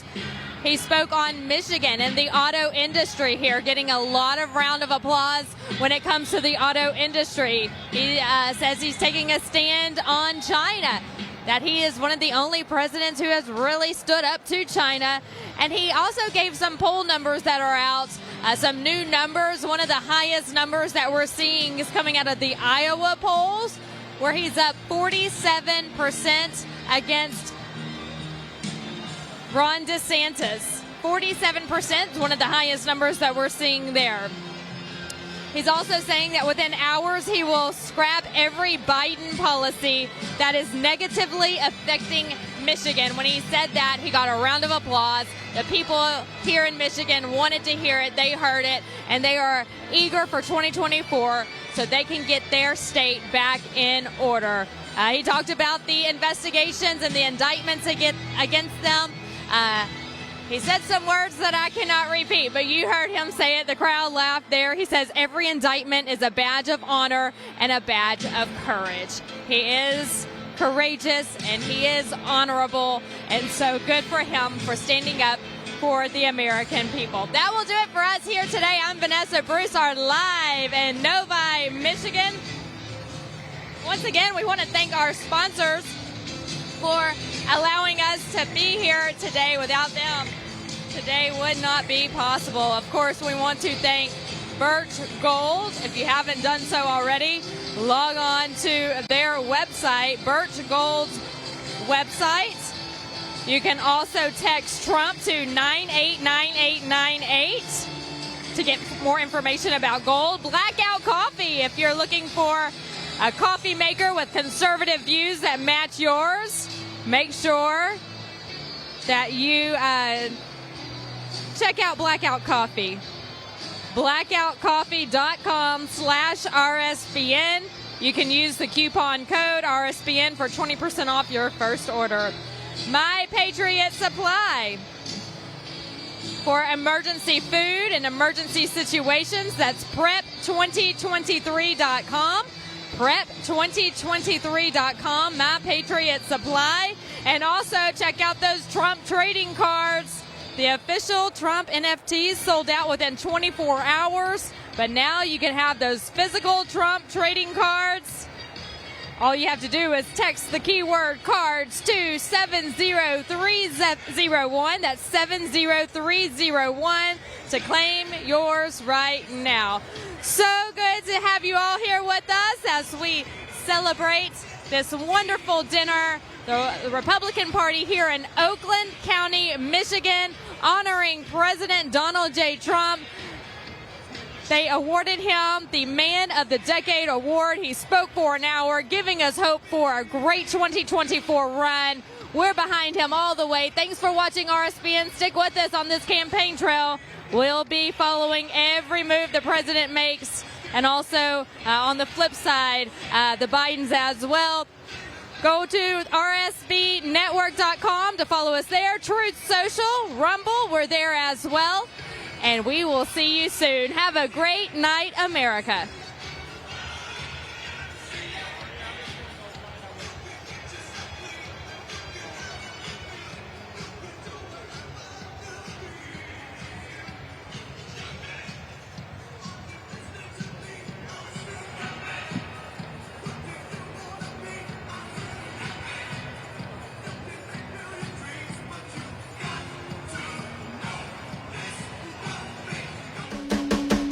Blackout Coffee. Fresh roasted, bold flavors, serving heroes on the front lines. Blackout! Blackout Coffee, baby! Blackout Coffee! From the ingredients we use to the values as a company we have, quality is something Blackout Coffee drinkers expect. But where did it start? Meet John.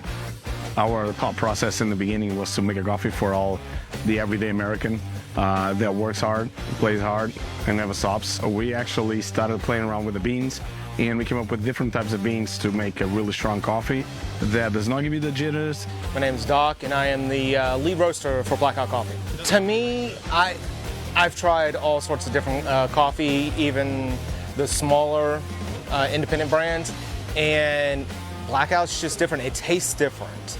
And I actually came across them while working for a different company, and I could smell the roast going on, and I'm like, I need to try that one. It's not coffee, not to me. It's freedom.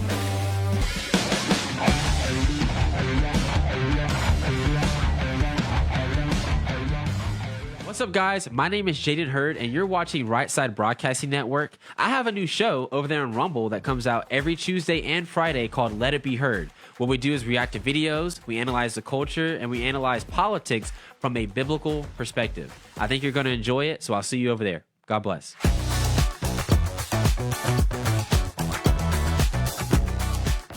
Right Side Broadcasting is known for panning the crowds, showing the packed arenas, and allowing you to see the truth. We've covered hundreds of rallies, briefings, marches, CPAC, and the historic overturning of Roe v. Wade. Right Side Broadcasting was created in 2015 by our founder, Joe Seals, creating a unique broadcasting experience that allows you to make your own decision rather than force-feeding you an agenda. We don't cut or edit people's words or twist them to fit a particular point of view. We allow our correspondents to be open about their opinions while maintaining journalistic integrity. Brightside Broadcasting wants to continue our legacy with help from people just like you. Your donations and support allow us to continue to be the gold standard in live, unedited event coverage. Help our cause by sharing our broadcasts, subscribing on our social media platforms, and supporting us on our locals community. Your monthly or one-time contributions on our website are crucial in our fight for the truth. Thank you for all of your generous support.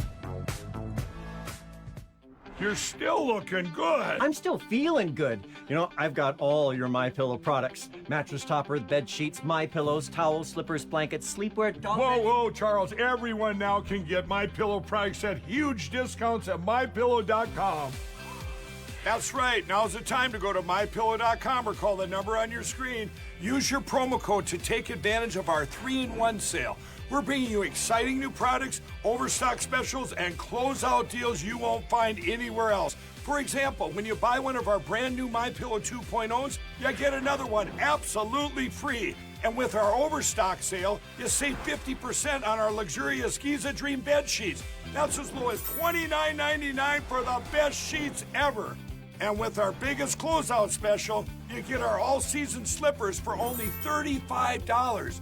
Or our sandals and slides for just $25. Quantities are limited, and once they're gone, they're gone.